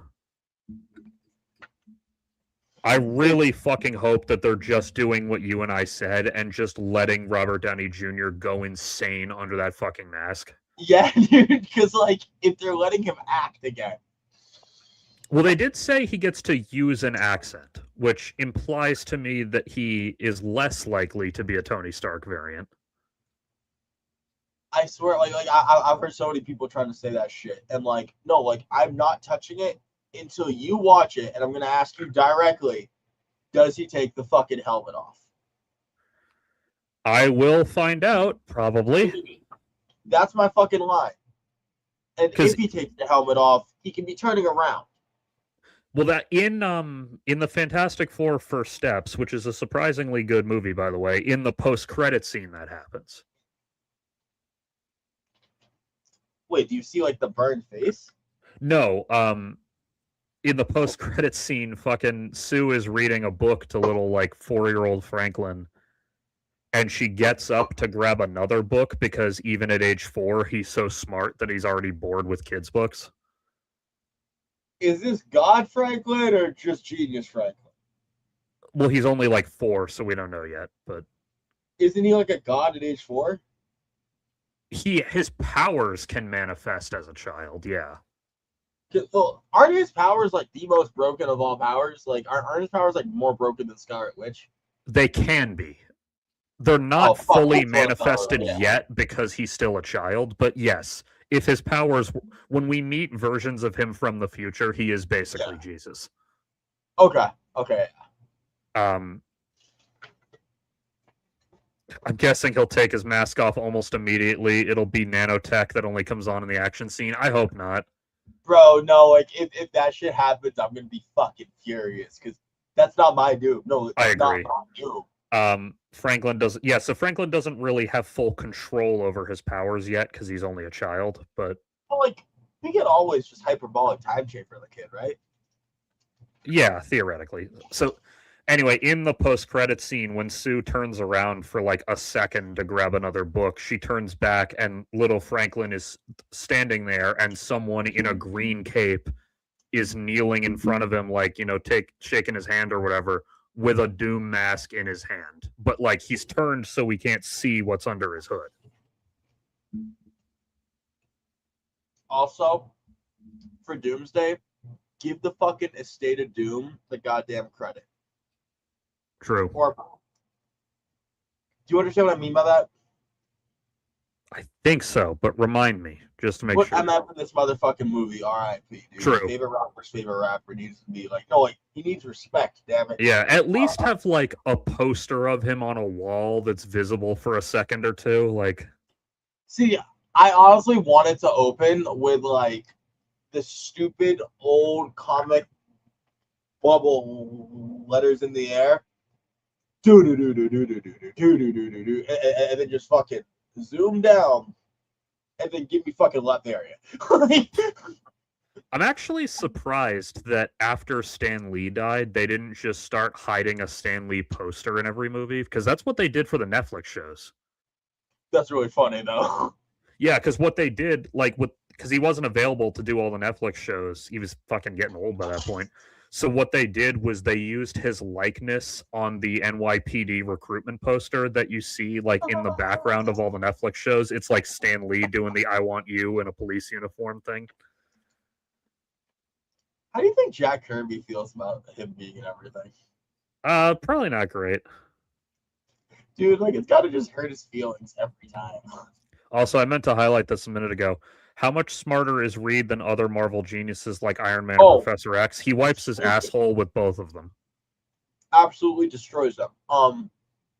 Iron Man times Professor X is a bad version of Reed Richards. Yeah, Iron Man's mostly a genius in terms of, like, machinery and computers. Yeah, like, I don't think he knows much about biology or whatever. Yeah, he's just a physics. Yeah. He really is just an engineer, actually, if we're going to get into it. Yeah, Professor X is more of an arts and humanities professor, but when the plot needs him to be a scientific genius, he often whips out some scientific genius. Include the entire biological knowledge of Spider-Man. Who else do we have to play with in this universe? It's relevant to this conversation. Bruce Banner. Yeah, that's true. Take the entire radioactive knowledge of Bruce Banner. Take the entire mutant knowledge of, let's say, the entire X-Men, just because it depends if we're using at the time. And let's see. There's like one more piece we're missing here. I don't know. Oh, anyway, take the pure bullshittery that is Ultron's level of knowledge. And then True. You kind of yeah, basically, at any given second of the Marvel timeline, assuming that he is born yet at the time this takes place, Reed Richards is likely the smartest human being on Earth. Unless there's another version of Reed Richards, which happens way too fucking often. Also, sometimes his daughter, who is also still a child and therefore doesn't have full access to her abilities, his daughter is depicted as being potentially smarter than him. I hate to say it, but this is really the best thing, the best way I can explain it. If you want to know how smart Reed Richards is, non-alcoholic Rick Sanchez. Basically, yeah. I mean, the Council of Ricks is literally a parody of the Council of Reeds. Yeah. And then there was also the Council of Wells from The Flash, which frankly was probably a parody of the Rick and Morty one. I mean, and then you have the fucking Angstrom-Levy, almost a redo of the Council of Reeds, which is a parody of the Portals from Rick and Morty, which is a parody of the Council of Reeds. Yeah. And a fucking snake eats its own tail with the fucking invincible problem. I also don't know anything about Moon Girl. I don't know shit about Moon Girl. Anyway, let's do this bracket. Does she live on the moon? I don't think so. So do you want me to shuffle the order or anything? Yeah, hit the shuffle a few different times. I want to just set a couple different ground rules. Okay. Obama has a magical power to instantly obliterate Thomas Jefferson. Just points them. It's over. I don't care. It's a thing he can do. Obama just throws a steak knife overhand over, like, without looking over his shoulder, and it fucking embeds itself in Jefferson's throat. Like, sorry, if that comes up, there's no, like, there's not even a talk. It's just No, over. even better, even better. Obama doesn't even do anything. Jefferson just sees a black man in a business suit and shits his pants till he dies.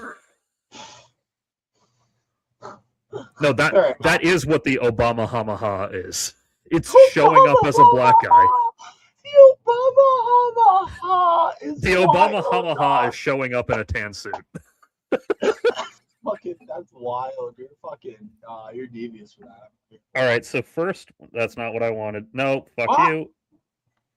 Fuck Go you. back, just reshuffle it. Yeah. Okay. How do I make these fucking things bigger so that we can all actually matchup mode? I think that's what it is. Okay. So I don't remember. Adams. I hate that I know that. Yeah, I don't remember.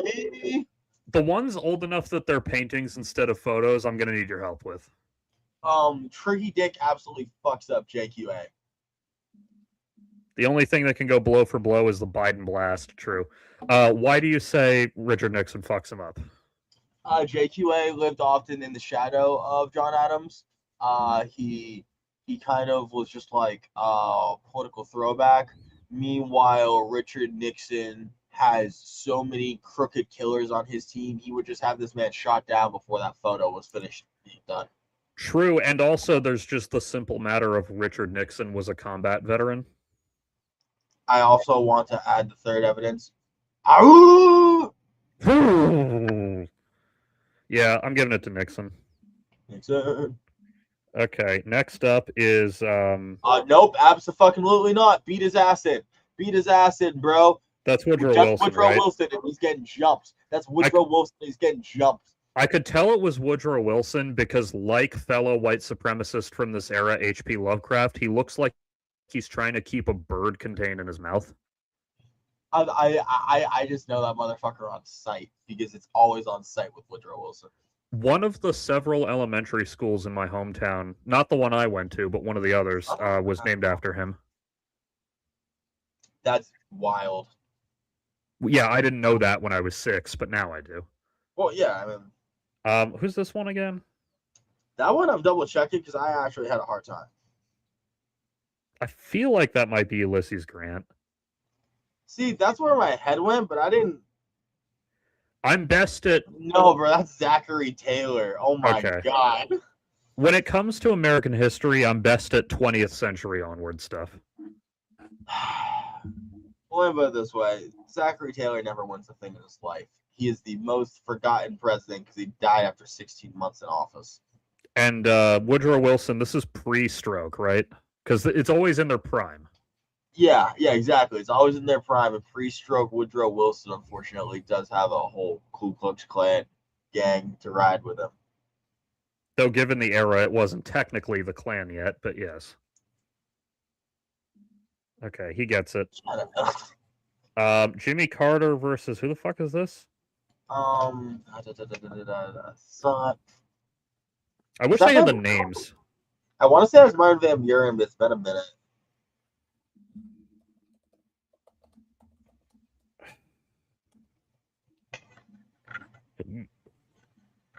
Yeah, wait, is it? No. Hold on, no, go back. Different ridiculous looking guy. Yeah, just stay on this page. I'll take care of ID. Okay. Oh, right, yeah, you got the fucking phone thingy. Yeah, exactly. That's why I was like, stop changing things. That's James Buchanan. Okay, yeah. Jimmy Carter was still building houses till he was like 100. Yeah, that's true. James Buchanan is the only U.S. president to remain a lifelong bachelor. Bachelor, right. Oh, speaking of, I have a prediction to make. What's up? I predict, because we all know J.D. Vance is going to wind up being president, not because he wins an election, but because Trump croaks. I'm knocking on wood that you're wrong. I hear what you're saying, but I hope so. But let's assume J.D. Vance. Let's assume Trump fucking chokes on a hot dog and J.D. Vance becomes president, right? Okay. Here's my prediction: J.D. Vance will be the first U.S. president to get divorced in office.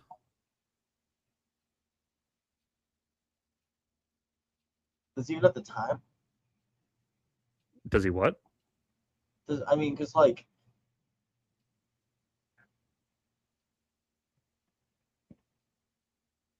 you don't think they would just drag it out? Oh, I'm not saying the whole proceeding will take place while he's still president. I just think it'll start. Okay, that I can buy. Okay. JD Vance is not going to become president. Stop it. I don't think he will win an election at all. I think Trump will choke on a fucking hot dog or have a heart attack or his brain will melt.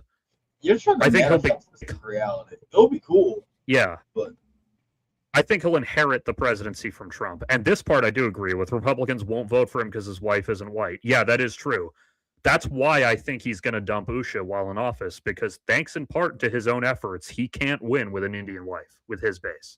see, I don't actually think that's the case. I think white man, brown wife, we can deal with that. Because 5 years ago, I would have said the same thing, but Republicans have gone in fucking sane on the anti-Indian racism in the last couple of years. No. Listen, you don't understand. He's got a secret Trump card, pun intended, that you are not ready for. He has an Aryan wife. What do you mean? He has an Aryan wife.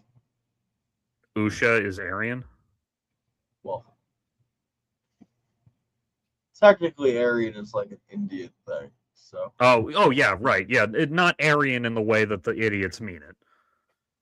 Well, the idiots don't read what's the truth. They read what they want to read. So someone could literally make an article pointing out how technically she's Aryan, but she's not Aryan. And they'd be like, see, she's on our side. She's one of ours. She's one of the good ones. If his wife was a black woman, I'd agree with you, Nick, but anyone who can be conceived as not American and not white will be a no-go for Republicans. I think you're right, Zoe Bowie. Is she a foreigner? I don't think she's foreign-born, but I think her parents were. Yeah, I think, jokes aside, I think he will fucking get with either Erica Kirk or someone like her. Anyway, let's get back to this fucking bracket. Jimmy Carter beats the shit out of James Buchanan. I mean, here's the thing. I feel like Jimmy Carter takes his fucking Habitat for Humanity hammer and swings that shit in one stroke through his fucking brains. Yeah, but basically, this fight is Jimmy Carter's to lose and or forfeit due to pacifism. So yeah, I'm giving it to Carter. Okay, I don't remember. Oh my god, now we're really in the fucking weeds. This guy looks like a mummified fucking husk. This is great. Oh my god, this is we're now in the part of history that I fucking had a shitty teacher for, so I didn't really pay attention. Sorry. By the way, that's literally what it is, because my high school had US 1 and US 2. Like, you take one after the other, right? So on the left, we got Herbert Hoover. Okay. Who, if you didn't know, was a piece of shit who really did not care about much of the American people. You might notice that's why he has a professionally done portrait for his White House picture while his country's in the Great Depression. But true. The other guy, this is John Tyler. Fun fact about John Tyler, he was the last U.S. president to have been born a British subject.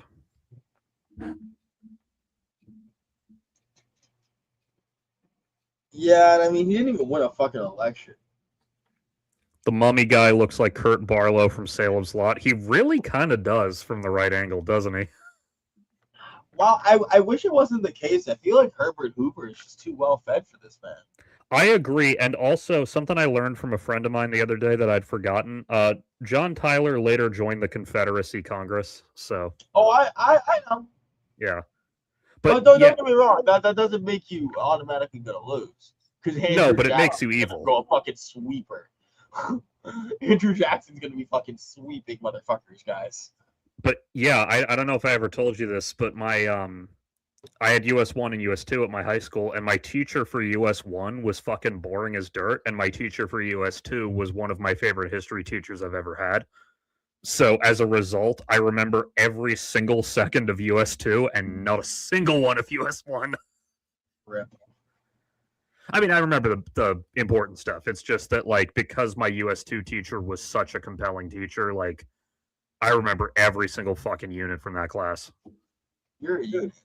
Yeah, I know. Anyway, I'm giving it to fucking Herbert Hoover. Wait, hang on. Didn't we already do this fucking guy? Yeah, we already did both of these fucking guys. Why is it trying to... Oh, because it's trying to do this whole quarter first. Okay. All right, I guess. Okay, so Woodrow Wilson versus fucking what's his name? Wilson's taking it. Yeah, if it's pre-stroke, probably. All right, now we got I want to say that's James Garfield or Grover Cleveland. yeah, I think it's Grover Cleveland. And then this fucking guy whose name I forget. Is that Millard Fillmore? Yes. Okay. I only remember that guy. Do you remember Glenn Martin DDS back in the day? I do. I remember Millard Fillmore's name because of one joke from that show when his daughter does a school project on Millard Fillmore. And he says, "Oh, yeah, great figure for that. Name you instantly recognize but can't place."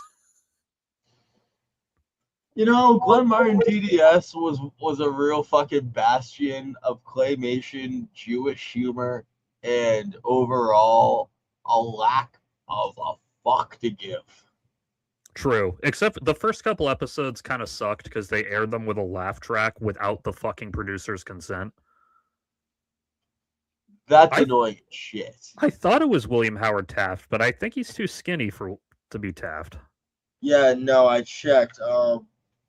Fucking wait.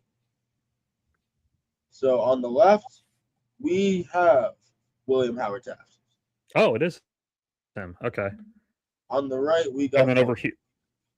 So I think Taft has it then because Taft could simply lay on top of. Oh wait, that's Fillmore. not Fillmore. That's James Buchanan. God. Okay. Well, either way, I think Taft has it because he can just lay on top of Buchanan. Yeah.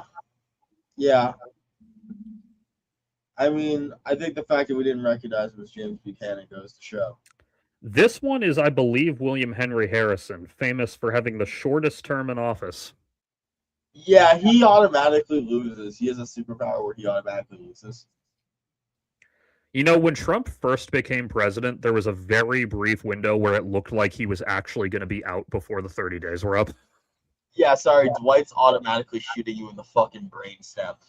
Yeah, I mean, Dwight Eisenhower was fighting Nazis in his, 60s, so... Yeah, Dwight's one of the he's one of the big champions of this. I think he could go all the way. He could go all the way, folks. You know, I hate the U.S. government and its system a lot, but there's certain quirks of it I like, and and it's just aesthetic I recognize, but one of the quirks I like about the U.S. system of governance is that the president just wears a fucking normal ass suit. I like that. You do? Well, more accurately, I like that the president doesn't wear a fucking crown or a military uniform or a bunch of ceremonial bullshit. I like that he just shows up in a nice looking business suit because he's here to work. I don't know. I kind of think the respect for the office might go a long way in the modern climate. I don't like respecting the office, though. No, for him to respect his own office. Yeah, maybe, but anyway, I'm giving it to fucking Eisenhower. Right. All right, Nixon versus Wilson.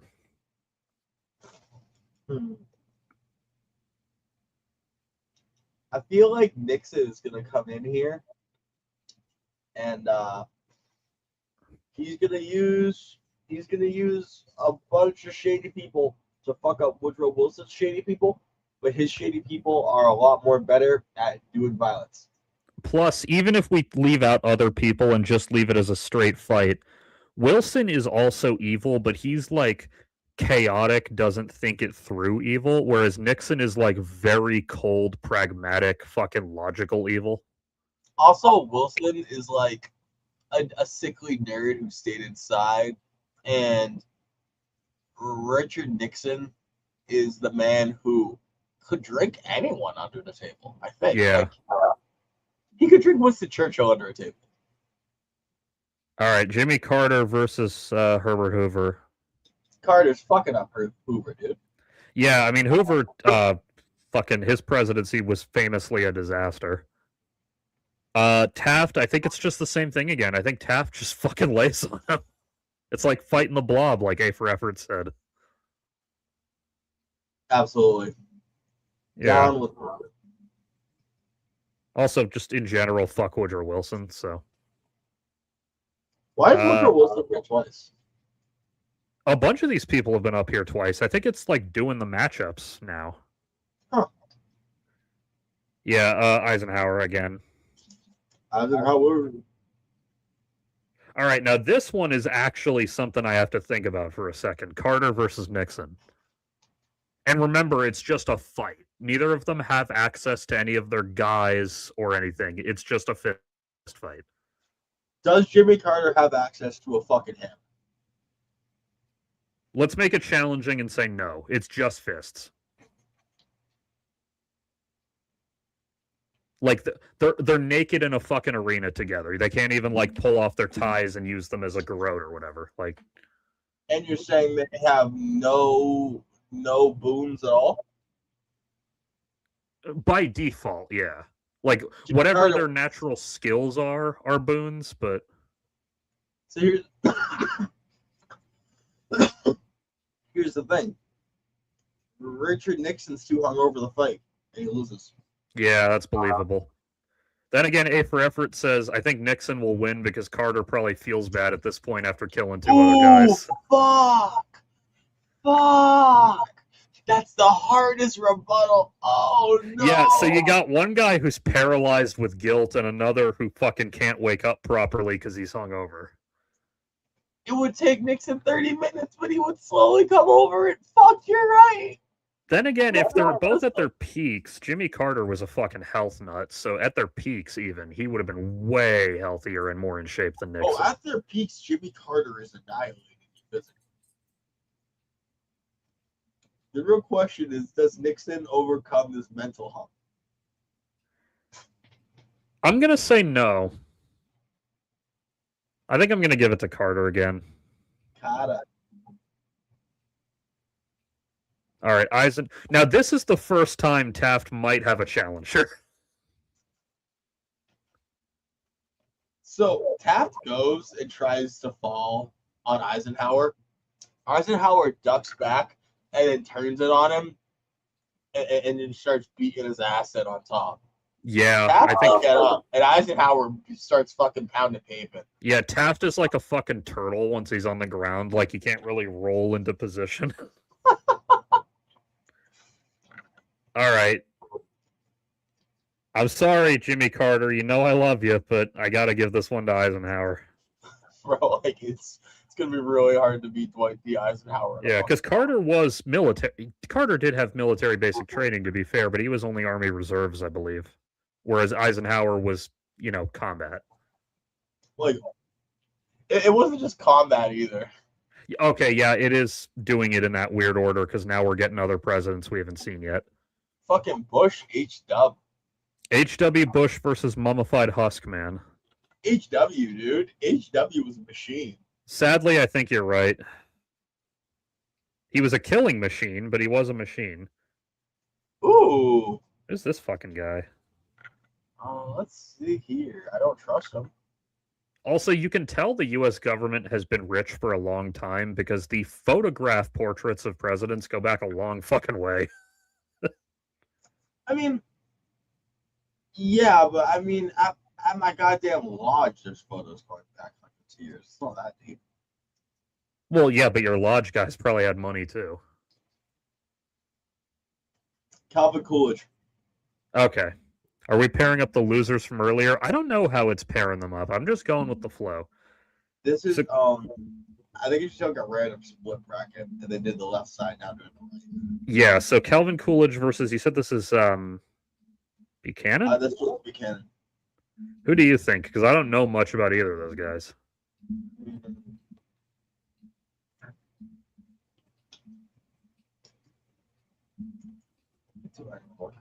I mean,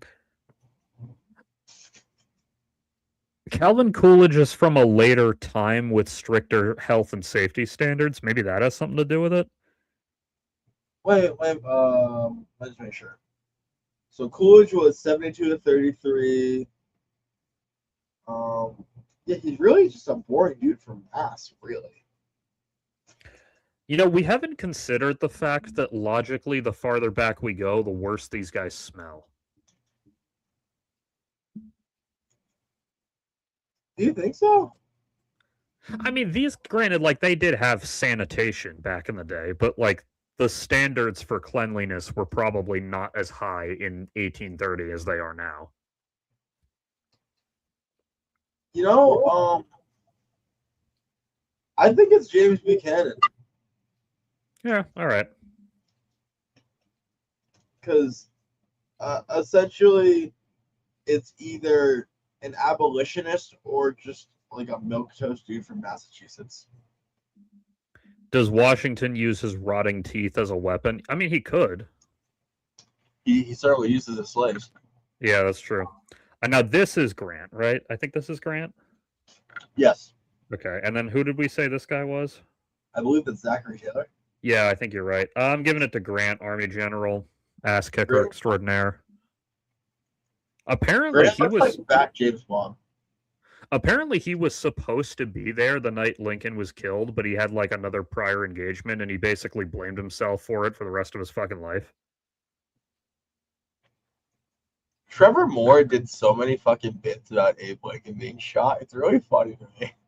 Yeah, well, it helps because it's a high-profile assassination that was so long ago that nobody's gonna get ass mad if you make jokes about it. Like you're so right. It's just funny because I'm currently rewatching Whitest Kids You Know, and like you could tell there was just one night where they were just like Abe Lincoln, Abe Lincoln, Abe Lincoln. I remember the only Oscars I ever actually watched, because it was hosted by Seth MacFarlane, he made a joke about like the various actors who've played Lincoln over the years because the Lincoln movie was brand new at the time. And he said, I think the actor who did the best job of getting into Lincoln's head was John Wilkes Booth. And some people in the audience give like the ooh, and he goes, really, 150 years? It's still too soon? Still too fucking soon, huh? Yeah, I don't remember who this guy is, but Lincoln was a fucking superhuman rage beast, so. That one's Millard Fillmore, by the way. Oh, yeah, that makes, yeah, Lincoln. Lincoln could literally lift like 1,000-pound weights, according to some stories, because he was so fucking big. I mean, obviously that's an exaggeration, but No, it's not. No, it isn't. That's what I'm saying. Apparently, in his youth, he was so fucking strong that he could lift like 1,000-pound weights. yeah, that's crazy. He could do a lot. He cannot lift 1,000-pound weight. I'm not saying he lifted it with his fucking head. 1,000-pound weights. Well, not weights. I mean like bundles of supply that weighed roughly that much. Yeah, I feel like that's just hyperbolic. We could just say he could do a lot of lifting. Maybe. I don't know. But hey, my point is that scene in Abraham Lincoln Vampire Hunter where he cuts down a whole tree with one axe swing, he could probably do that in real life. So, by the way, back to the Battle of the Mustaches. Yeah. That is Grover Cleveland. Versus Taft. Yes. I wonder how Grover Cleveland feels watching from hell as Trump steals his fucking record for non-consecutive terms. I feel like he'd be like, why is everyone mad at this guy? He's right. Lincoln does have reach. He can throw his hat and use it like a Tron disc. Yeah. Lincoln's fucking stovepipe hat has a blade in it like Oddjob from James Bond. So he's the opposite of Oddjob, where he's tall instead of short. Well, that's the thing. Oddjob was tall in the movie. It's just that the video game, for some reason, combined him with Knick-Knack into one character. But in the actual movie, Oddjob was like 6.5 feet tall. Yes, but you need to understand GoldenEye Odd Job exists above actual Odd Job. Yeah. Like there's a famous shot in Goldfinger where they show how much fucking taller he is than Sean Connery, who wasn't exactly a short guy himself. Taft sits on Cleveland. See, I don't know, because Cleveland ain't exactly a skinny motherfucker himself. Um, We got the battle of the mustachioed fatties here, man. I mean, see, to be fair, Grover Cleveland was an actual sheriff. Yeah, he's probably more equipped for a fight. And Also, like, remember, Taft, as fat as he is, like, it takes him a lot of energy to fucking get over there to fucking roll on you. I mean, Taft was like, let me put it this way: Taft is like a really great dude at writing laws, and like he has the plan for his one shot attack. But the moment Grover Cleveland was like, no, it was over. True. It's like a sumo match. Yeah, it's Bam Bam Bigelow versus Yokozuna out here. no, Taft moves around the ring like fucking Rada from The Mandalorian and Grogu. He does like gator rolls to get around really fast. Oh my god, it's that fucking fight at the end, Rada versus the twins. Oh, that was great. So who do you think we should give it to? Grover. Yeah, he has a Muppet named after him too. That's cool. That's actually really true. Um, Um, I don't remember who either of these fuckers are. I think I know who that is, but I want to make sure I'm not crazy. Yeah. Because I don't God think that's damn, I the need to phone. retake US one. Honestly, back in this, as I learned in my college US Gov class, in this era, the political superstars tended to be more like senators and congressmen, not the president. The whole notion of like the president being the face of the US government, that's really like a 20th century and onwards idea. Well, like, it's the accessibility from the fireside chat. Yeah, exactly. I mean, before that too, but yeah, the fireside chat definitely helped. Speaking of, you watched that President Curtis show that just premiered? I did not. Only the first one's out, but like, whatever. It's only one episode. I can't judge it too harshly, but it amused me throughout. So left is bitch ass Franklin Pierce. Okay. I say he's bitch ass because he's a dude. Okay, he's a dude from New Hampshire who wanted to imagine he was a dude from Alabama. Accurate. And then this guy I recognize but can't remember the name of. Chester A. Arthur. Yeah.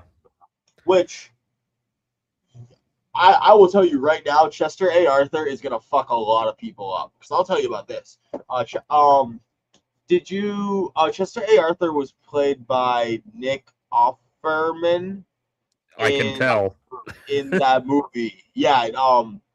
Essentially, he was the back when New York was a political crime hub. This guy was the enforcer of that whole fucking thing. Like the Boss Tweed stuff? Yeah, well, a little after that, but like, Okay. so like we're like post Tammany Hall when most of the imports for the entire country are coming through New York, so all of customs gets held up. Uh, and so they had a fucking stranglehold on a bunch of Congress votes. Chester A. Arthur was the dude who worked for, I forget the other fucking guy's name, but the I want to say the governor of New York who was trying to get the presidency, but Garfield ended up snatching it. But then Garfield, literally was like, Chester A. Arthur, you're my boy. And Chester A. Arthur's like, I hate you. And Garfield's like, but you're my boy. Yeah, I remember this. I'll give it to Arthur. By the way, the reason I thought of President Curtis is because one of the many White House jokes they had in that episode was that FDR's fireside chat fireplace has bat poles hidden behind it. I love that. My favorite part about Chester A. Arthur's photo is you can totally see he's like, oh fuck, I was not ready for this. Oh fuck. Um, is that fucking? Sorry, what were you saying about his photo? Don't click it because it will put him next. But if you just pull up a new tab, Hang on. Why won't it fucking... There we go. look at his fucking eyes. Yeah, he does. He doesn't look happy to be there, does he? His, bro, his eyes look like I have to do what? I have to be the president? What the fuck? Oh fuck! Oh fuck! Like his portrait literally looks like he's been saying "oh fuck" for 20 minutes because he's been saying "oh fuck" for 20 minutes. Okay, so we have George Bush versus... Who the fuck is that? Is that Martin Van Buren? I think so. It doesn't look like one of the famous ones. I want to say it's Van Buren because of a Fallout thing I know, but let me see if I'm dumb. Nah, that's James Maddy. Yeah, I'm dumb. Yeah, James Madison's winning it then because he actually fucking did things with his life, whereas George Bush is a nepo baby fail son who never went to Vietnam. Is that James Madison, the guy who actually wrote the Constitution? Isn't it? Yeah, I think so. Yeah. No, yeah. I was being silly. Yeah, I'm giving that to Madison. All right, Truman versus... God, what the fuck is that guy's name? It's on the tip of my tongue. The fuck Got is it? his ass? What's this fucker's name? You got this. Um. Think of a middle school. Oh, fucking Polk. Yup. I hate that I knew that reference. I hate that was gonna work, dude. I knew it. That's the only frame of reference for James K. Polk. No one else remembers that fucker. James K. Polk Middle School. So him versus Truman. Truman does not have nukes for the purposes of this fight. He does not have nukes. But he really wants to. Yeah, he's really mad that he doesn't have nukes. And he's extra dodextra mad that Robert Oppenheimer's fucking Kraut Melter 4000 got used to melt Krauts.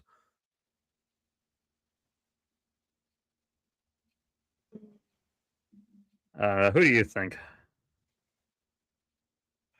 Okay, so I really James K. Polk is fucking this dude up. Why is that? Because his mentor is Andrew Jackson. True, but Harry Truman fucking nuked the Japanese. He's got a fucking ruthless soul deep down. I'll be real with you. Harry Truman always has the smallest dick who carries like the biggest gun energy for me. Like, don't get me wrong, I'm sure he drives the biggest F1 that you've ever fucking seen, but he cannot win a fist fight. Do not forget, this is a fist fight. And one of these guys has a mentor of Andrew Jackson. Yeah, and you're right. The other guy is fucking Truman. Like, I'm sorry, that's all right. Bush versus fucking Buchanan. This guy again. But James Buchanan fought against slavery, and George H.W. Bush couldn't even fight to get his right son into office. That is true. Ooh. Lincoln versus Grant? Yeah. That's interesting. I mean, it's still Lincoln. I'm going to be bold here.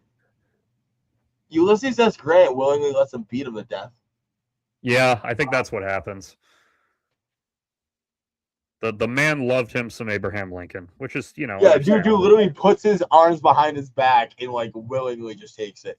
Chester A. Arthur. Yeah. Look at his eyes, man. Okay, so we got Madison versus Polk. See, I feel like if this was a politics battle, I'd give it to Madison. I think Polk is beating your ass up, dude. I think you're right. Buchanan versus Lincoln. Lincoln. Okay, this is interesting. We have an actual abolitionist versus Abraham Lincoln. Yeah, but Abraham Lincoln was also 8 feet tall and made of muscles, so. Listen, I'm not saying this is going to make him win. I'm just saying it's funny because we have an actual abolitionist versus Abraham Lincoln. Dick Cheney should have been on this list, but he would have just died of a heart attack. True. Okay. Hold Hold on a second. Can you close this one real quick? Because you brought up an intro. No. I closed that one fight. Oh, yeah.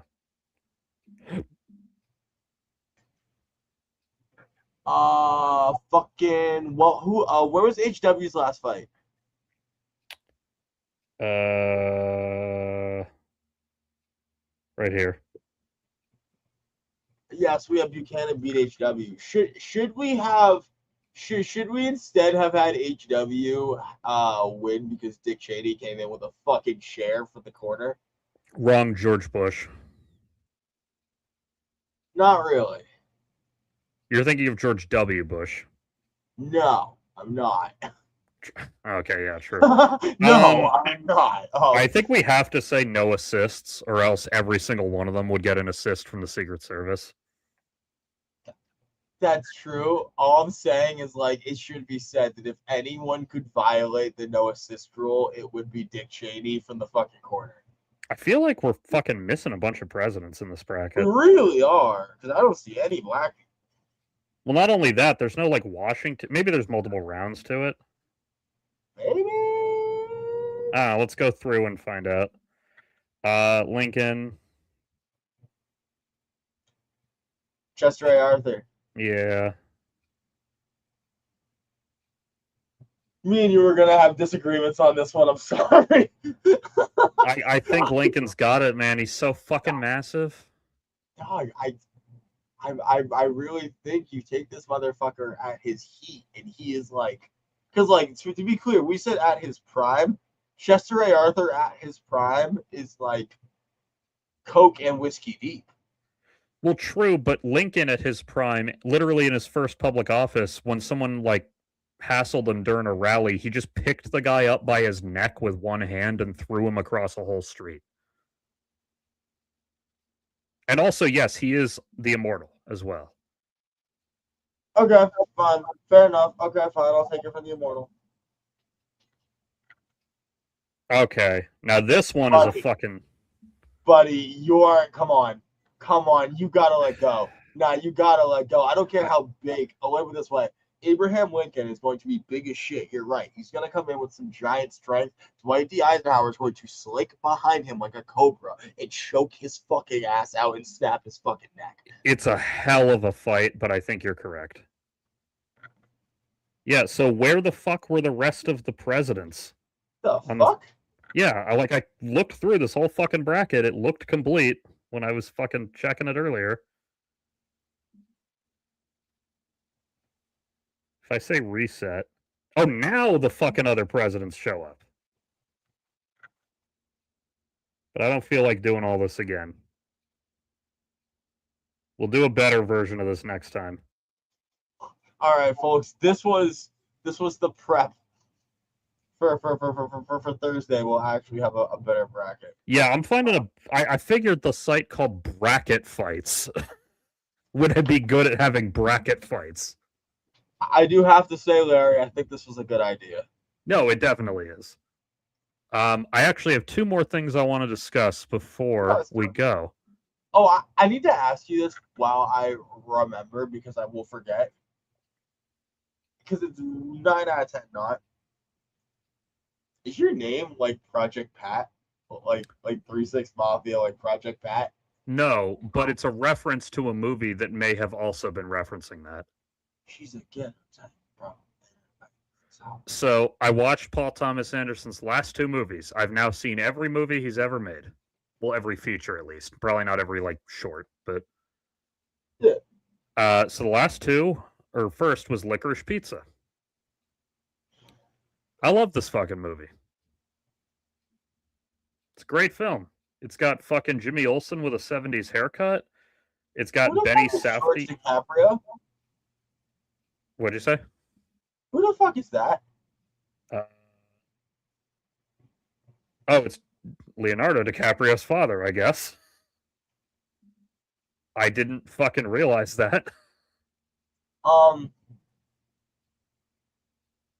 The fuck's up with this guy's face? I will say DiCaprio's ongoing working relationship with Scorsese makes a lot more sense when you realize that his father looked fucking exactly like Scorsese when he was young. Yeah, it makes a lot more sense actually. Um, yeah, so I guess it was just like a little role they gave him for some reason. Yeah, it's mad funny. Literally, the last fucking line is just how he gets thrown into this. Okay. Yeah, so fucking go away. But like, dude, what did you see the facial hair in the photo that they have? Yeah, he looks like a fucking lunatic. Like, we see the images just because what the fuck is that? It looks, so it looks like someone took a fucking like Sharpie. Does anyone feel like making their fucking pictures big? Okay, hit the one that says the truth about Leonardo on the fucking left hand side. Yeah. That's kind of what he looks like in the movie, so maybe he had to diet for the movie, or maybe he's just a lunatic. I don't know. Jesus Christ, bro. It looks like a child pranked him with an expo. It really does. He does look like Zoltar. He really does. Yes, he does. Oh my god. Yeah. So Licorice Pizza, it's another Paul Thomas Anderson San Fernando Valley in the 70s movie. Or Oh, actually, really? The high waisted jeans and the fucking hair didn't give it away. yeah. Well, actually, the last 70s California movie was in San Fernando, so it's not the same thing. So this is like a coming of age love story between these two leads in this picture that's way too I'm sorry, small did they because put girls. nipples on the movie poster? Am I tripping? Well, they didn't put them on it. It's just they were visible when they took the photo. See, because it's set in the 70s, I don't trust that. Because What do you not trust? well, because the 70s were super hyper aware of boobs. Well, yeah, but this also was a very normal thing to see back then. Dude, this is the fucking women's lib burning their bras movement era. Yeah, so it's a purposeful choice. Well, I mean, maybe they just said don't wear a bra for this fucking costume test. As Yeah, a result, I'm just saying it feels like a choice. Is all I'm trying to say. Like it doesn't feel like we stumbled onto this spot that we're at. well, yeah, but also the movie doesn't sexualize her character a ton, so it's an interesting contrast there. Huh. So you probably heard about this movie, all the fucking age gap discourse. I based off what you just said, I'm sure I have, but I don't think I've heard it in connection to this. Um, so the romance between these two is weird because she's like a lot older than him, right? Okay. I mean, how old are we talking? So that's the thing. She says at one point in the movie that he's 15, we know that. She says at one point in the movie that she's 25, which everybody took for like just took at face value. But in the context of the scene, it's strongly implied that she's lying. I mean, it's funnier than she was 24. True. And yes, also the guy there is Philip Seymour Hoffman's son, who inherited quite a bit of his father's acting talent, by the way. But I actually don't think I heard any of this discourse at all. But I'll be real. We say romance, it just sounds like grooming. Well, that's the thing is that, first of all, we don't even know how much older than him she actually is, because given the context, she's likely lying. And two, she spends most of the movie trying to get this, not leave her alone, but like when they first meet, she's like, all right, teenage boy, yes, very amusing, go away, please. But then through both circumstance and then later friendship, they wind up just continuing to interact throughout the movie. Huh. But like Then what? is like she just into him? Well, he is like head over heels for her. And she's initially like, yes, very funny, go away, small child. But over the course of the movie, kind of warms up to him. Huh. But it's also, first of all, most of the movie, it's not really a romance. It's more of just like an odd intergenerational friendship, or even not really intergenerational if you interpret her age the way I did. How do you interpret it? That she was exaggerating her age to make this kid leave her alone. Oh, okay. Because she says, hey, you know I'm 25, right? Like she kind of stumbles on the word a little bit, like she's trying to decide which number to put in. Got you. And in another scene, also briefly claims to be 28. And then when the guy goes, what'd you say? Because he couldn't hear her, she says 25 again. Oh, nice. So, like, she could easily be as young as, like, 19 or 20. It's still weird, don't get me wrong, but it's kind of intentional that it's weird. Okay. And there's also, like, and this is all shit from the beginning of the fucking movie, too, so I'm not spoiling anything. Are these like peers? Effectively, yes. Okay. The way they meet is that she works at this shitty little photography studio that does the school portraits. And she meets him at school while he's in line for the portrait, and he just sees her and he's like, hello, and like immediately starts trying to flirt with her.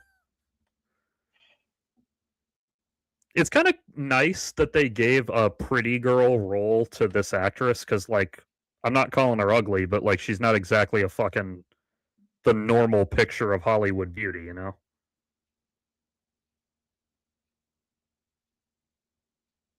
I mean, you're just a hater. No, I mean she's not ugly. It's just that she doesn't have the type of face that normally leads her to getting roles like this. But you know, she got it. Good for her. Paul Thomas Anderson took a chance on her, and it paid off because she was a fucking amazing actress.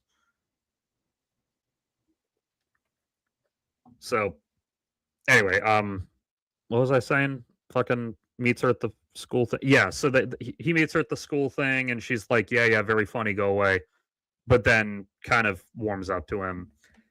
The thing that complicates their age thing too is that despite being the ages they are, they're kind of the opposite in terms of their actual living situations. How does the 15-year-old live? What? Sorry, what'd you say? How does the 15-year-old live? So he's a child actor. Oh.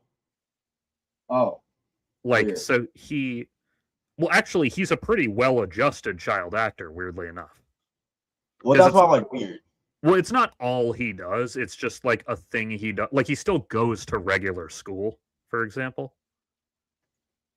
Like, this just feels not what I'd expect. Like this feels like a really, like, it doesn't feel like a story I can relate to, I guess. Maybe not. I don't know, but well, no. I mean, like, I've just never known a child actor with money who fucking does all this. This just seems like a very specific circumstance where I can't like gauge this person. Well, so if it helps, he's not like a star. He's just he does work sometimes. Oh, okay. Like I said, he still goes to regular school, so he's clearly only doing it part-time. Where's his family at? So he lives with them, but at least for like the one time we go to his house, he says, you know, oh yeah, my parents are away right now. I got the house to myself. Oh, okay. It's kind of implied that like maybe they're not home a ton. I get you. But like so like I said, he's not a child star, but he like gets commercial gigs or stage gigs sometimes. Yeah. He makes like a half decent amount of money from it, like enough that for a 15-year-old, he has a decent amount of money. He should be investing. I mean, I'm sure he is to some extent, but like, I hope he is. Yeah, so like he's basically living independently despite only being 15, whereas she is old enough that she should be living independently, but due to financial hardships is still stuck at her childhood bedroom with her family We in love her to see it. in her packed fucking house. We love to see it. So like it's an interesting dichotomy of, you know, which one's the adult, which one's the child. And also he's more like well adjusted and prepared for the stressors of adult life in general than she is. I get you. Um Thanks for but reminding me. I will do something. I didn't mean to, but you're welcome. So yeah, it's like it's just a little character drama. Like he kind of starts this business, she gets involved in the business, you know. I won't spoil anything, but it's just a nice little like story of coming of age and a bizarre friendship turned sort of romance. Yeah,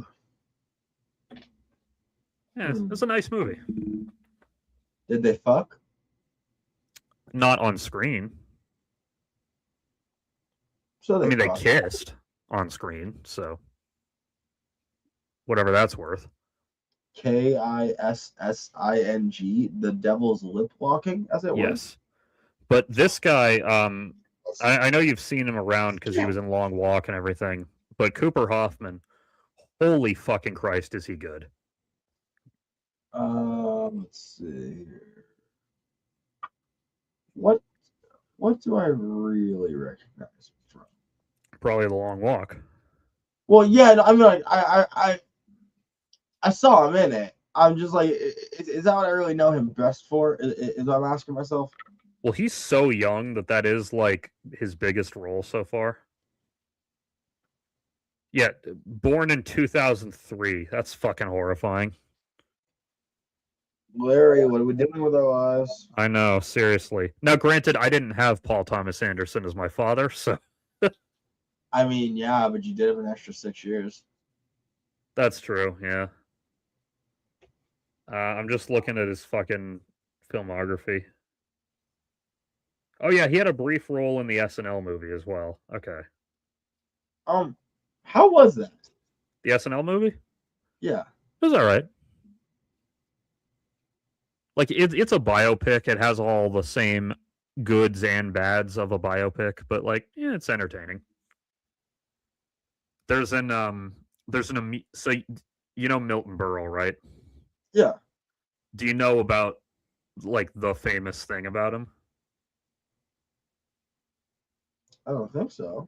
Milton Berle supposedly had like the biggest cock ever fucking conceived. Like, are you just being hyperbolic? Like, I'm sure he had a big cock. But, no, like supposedly he had like an absolutely fucking gargantuan cock. Dude had a John Hamm. No, like worse, more like John Holmes. Jesus Christ. Like there's an incident. He didn't say who it was at the time, but decades later, it was confirmed to be Jackie Gleason. There was an incident where Milton Berle and Jackie Gleason were at a sauna. They were hanging out together, like, you know, wearing towels, sitting in the sauna. Sure. And this guy who's in there with them, he recognizes them and he's heard all the stories about Milton Berle's dick. And he's like, I bet mine's bigger. Like he's trying to challenge him. Okay. And then Jackie Gleason, according to legend, said, go on, Milton, just take out enough to win. That's great. But the reason I brought this up, so Milton Berle, obviously he's dead now, but an actor playing him has a small role in the SNL movie, and it's J.K. Simmons playing him. Okay. And at one point when he's arguing with Chevy Chase, because Chevy Chase is a fucking raging piece of shit that everyone hates. And the movie portrays him as such. So Milton Berle whips out his fucking cock, basically as an intimidation tactic, as a like, you know, you can say whatever you want, but I'm packing this motherfucker. What do you got? And he does it in front of Chevy Chase's girlfriend. Oh, God. Or I guess fiance at this point. Played by Kaya Gerber. And there's a little tiny acting moment in this scene that I'm choosing to believe was ad-libbed because it's so fucking funny.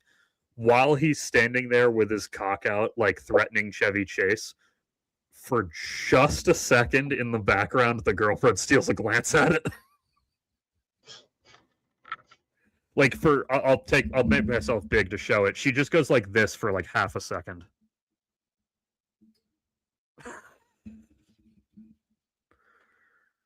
It's a shockingly funny moment in that movie, honestly.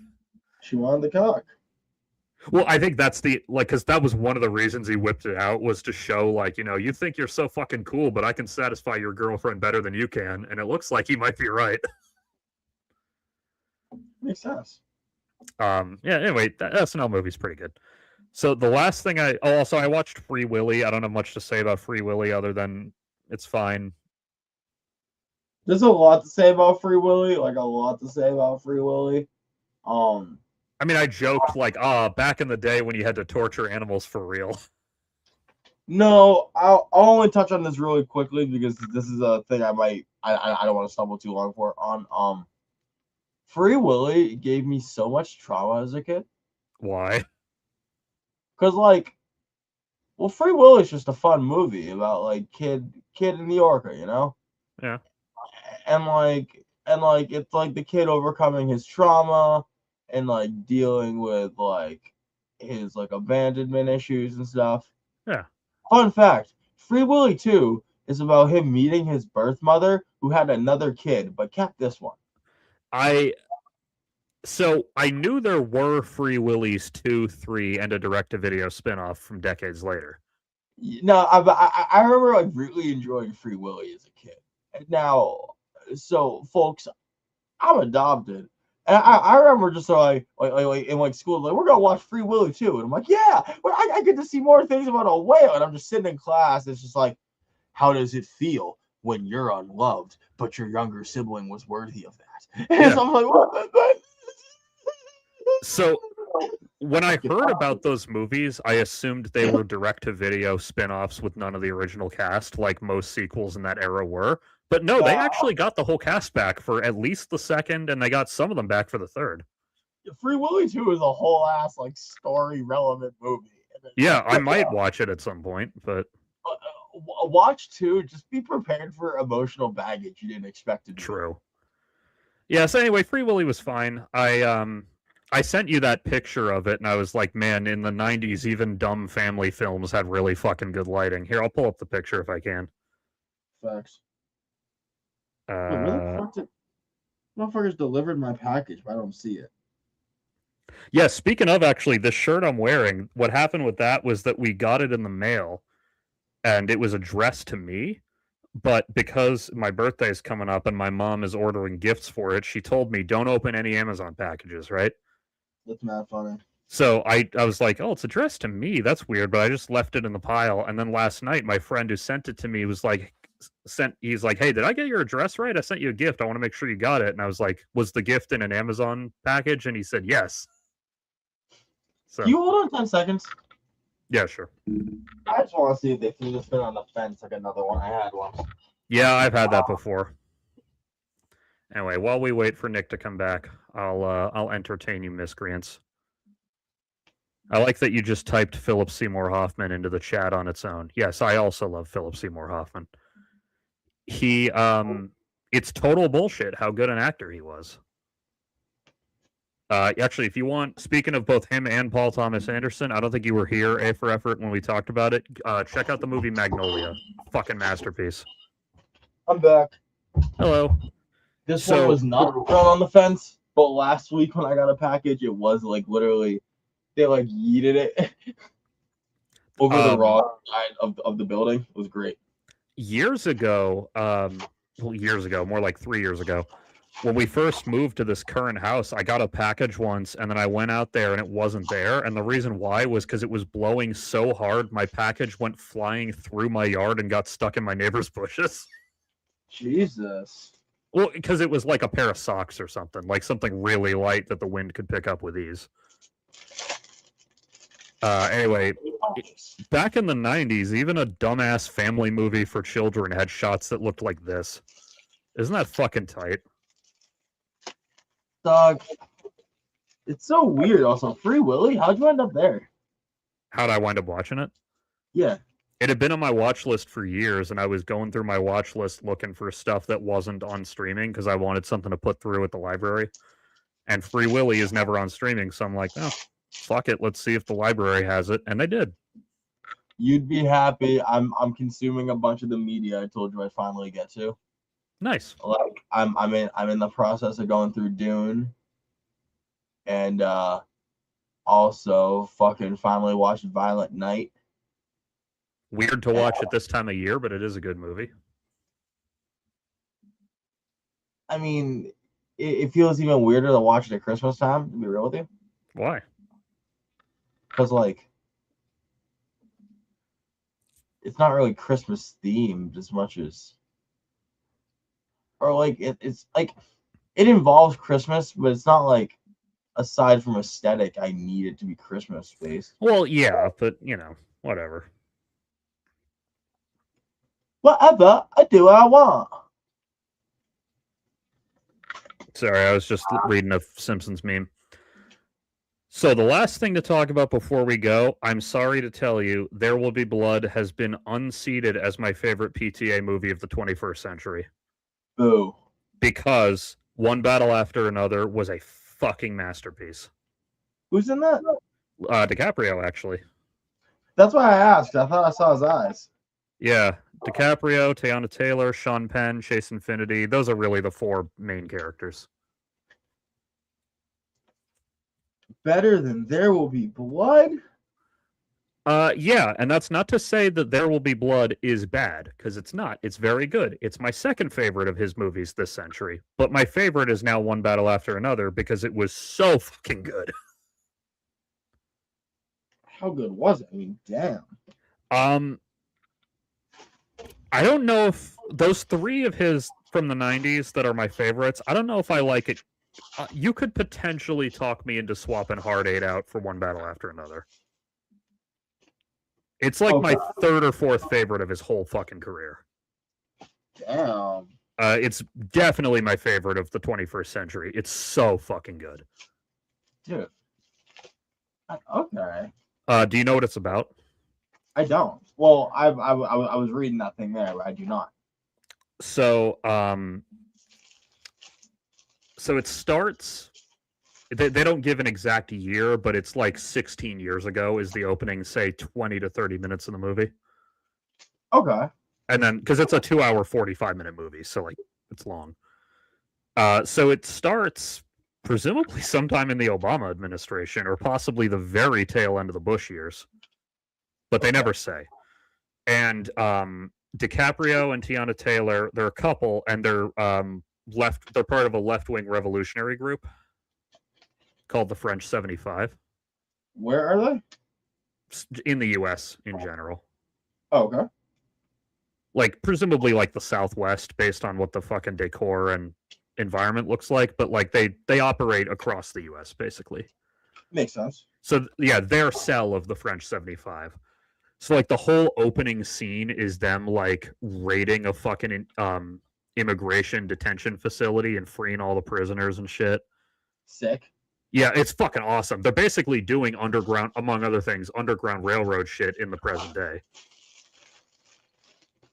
I love that. Among other things they do. That's not all they do, but that's the opening scene. So during that scene, Teyana Taylor, she's like basically locking in all the fucking military officials in their rooms and everything.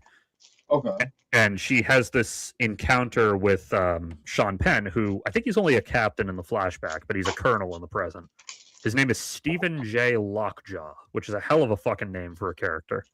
Stephen J. Lockjaw? He fucks, bro. Colonel Stephen J. Lockjaw. Colonel Stephen J. Lockjaw fucks, dude. Well, it's funny you say that. So he, as you could probably imagine from an army colonel overseeing an immigration detention facility, he doesn't have the most progressive views on race, right? He probably says the word monkey a lot. Amazingly, they didn't use any like real fucking hardcore racial slurs in this movie. They just strongly hinted at them. I feel like monkey is the nice little like middle ground where it's not a slur, but we all feel like it should be. Well, I'll explain what I mean. Or fuck it, I'll just say now. later on in the movie, when he's given a briefing to his army guys about this like facility they're going to raid that has immigrants working there, he literally says, "We estimate the back room has 30 to 40 wet and stinkies." That's not that bad. In context, it is. He's not. They toss around some racist ass terms for Mexicans. Is my point. Listen, I don't like that term. I prefer saying wet and stinkies to wet backs. They say that one too. By the way, I've always thought that was funny that was a racial slur, because anyone's back gets wet if they're outside too long. Yeah, the idea is they have to cross a river to get here. Oh, I thought it was because of the sweat, because they're out working in the sun. No. This was back when people remembered how the borders worked. So like, you had a fucking bundle, and like you had to go across like a river. Similarly, I didn't learn until I was an adult that redneck came from the like red bandanas at the labor fight. It doesn't. I've heard credible sources say it did. See, I've heard credible sources say like, it's from field hands. Well, that was my assumption, that redneck came from being out in the hot sun, but I've heard people say that it originated from okay, redneck's derogatory term. So, okay, it's not known for sure. Okay. Some people claim it's just from that. Some claim that it's from the West Virginia mine wars in the 1920s, because the labor rights guys were wearing red bandanas around their necks. I mean, I hope it's that. Don't get me wrong. Oh, hang on. The term was used as early as 1830 to refer to white rural Southern laborers, so although the wearers of red bandanas may have used the term, they did not originate it. That's what I understood it to be. Yeah, okay, that makes more sense. Yeah, so anyway, during this whole scene where she's locking up all the military guys, basically just because he kind of pissed her off, Tiana Taylor decides to like really kind of mentally fuck with Colonel Lockjaw. Like, she makes him stick his hand down his pants and like get himself hard, and then makes him like walk out with his hands up but with his visible erection still poking through his pants, and like, why does he need to do that? She's just fucking with him. But like, for what purpose does this accomplish? Well, she's just moving him to a different place where she can lock him up, but because he kind of pissed her off, she's like, "No, I'm gonna actually embarrass the shit out of this guy on the way." Oh, but like, what does she tell him it's for? Oh, she doesn't tell him anything. She just makes it clear, "I'm here fucking with you because you pissed me off." Okay. But he, like all white supremacists, he's fucking obsessed with minority women. Or specifically black women, I guess. Because for the rest of the movie, he is sexually obsessed with her character. And I'm talking... What? He wants to dominate her. No, it's the other way around. He wants her to dominate him. Ooh, Batman with Jamma. Yeah, like there's a scene with that, and like, I'll put it this way, I didn't even think they fucked from the scene. I assumed she just smacked him around till he busted in his pants. That's hot. Because, like, there's a whole scene of her just, like, doming the shit out of him, like, threatening him with a fucking gun. It's implied she sticks the barrel of the gun in his fucking ass at one point. I'm sorry, what movie is this? One Battle After Another. What the? How is this relevant? He figures out who she is, and he demands she meet him in a hotel room so that he doesn't have her whole fucking crew arrested. And then she's like, "Oh, you want to be domed, motherfucker? Okay, I can do that." That's wild on so many levels. But yeah, like, there's a scene where she's got him, like, presumably he's shirtless, so presumably he's also naked from the waist down. She, like, slams him face first into the wall and is, like, kind of not even touching him, really, but just, like, letting her body be close so he can feel it. And she's got the gun to his fucking head, and then she kneels down with the gun still in hand, and, like, 15 seconds later, he goes, "Whoa!" So the implication is she shoved that thing in his ass. I mean, how big is the gun? You can't just be shoving guns up people's asses. Well, not the whole gun, but it's a Beretta, so she sticks the first like 4 inches of the barrel in or whatever. I don't know. That's wide, dude. It's like that wide. It's about the same width as like a penis. Maybe your penis. I don't know. She's trying to fucking hurt him. She's dumbing him. So, Folks, this is just Nick's little interlude. Doming does not necessarily mean hurting. no, it doesn't. But with her, it does, and that's what he wants, really. Fair, fair. So anyway, the point is that she's a couple with DiCaprio. They have a daughter. Eventually, she just can't fucking stand domestic life anymore and leaves to continue being a revolutionary on the run from the law and everything. Nice. And so DiCaprio manages to get new identities for himself and his infant daughter, and they move and everything. So then 16 years pass, and then the rest of the movie takes place. The daughter, but basically Lockjaw comes after everyone involved, including the daughter. So the whole movie is like DiCaprio trying to find his daughter, basically. Okay. It's similar. Well, that makes it sound a lot more similar to Taken than it is, because it's not actually similar to Taken in terms of like plot structure, but in terms of like white guy trying to find his teenage daughter. I mean, that's the whole similarity, starting and ending right there. Honestly, yeah. But like, rather than being an ex-CIA op with a ton of training, he's just like a former revolutionary who used to be good at making IEDs, but has now pickled his brain with drugs. Is he not good anymore? He gets it back, but like when he first gets the call to adventure, he's like, no, man, my brain's cooked. I can't do this shit anymore. Oh, okay, fair. But then he finds out his daughter's involved, and he's immediately like, okay. I can do this. Ghetto Pat was his presumably stage name or like, adopted name when he was in the French 75. And do you think he just listened to a lot of Project Pat? Like, honestly, given that most of the people in the group aren't white, they probably gave the name to him. Like, that's just so funny to me. Well, because his name is Ghetto Pat Calhoun, so presumably Pat Calhoun is his real name, and they gave him the Ghetto Pat nickname, like, somewhere along the way. Bro. But yeah, a lot of the people in the French 75 have like semi-crazy names that they probably gave themselves. Like his black wife's name is Perfidia Beverly Hills. What? Perfidia Beverly Hills. Say the first word slowly. Perfidia. What the fuck does that even mean? It's spelled like this.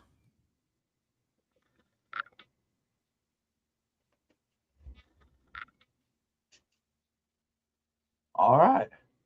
There's actually there's a minor character in the movie whose name, or the only name we know the character by, is Jungle Pussy.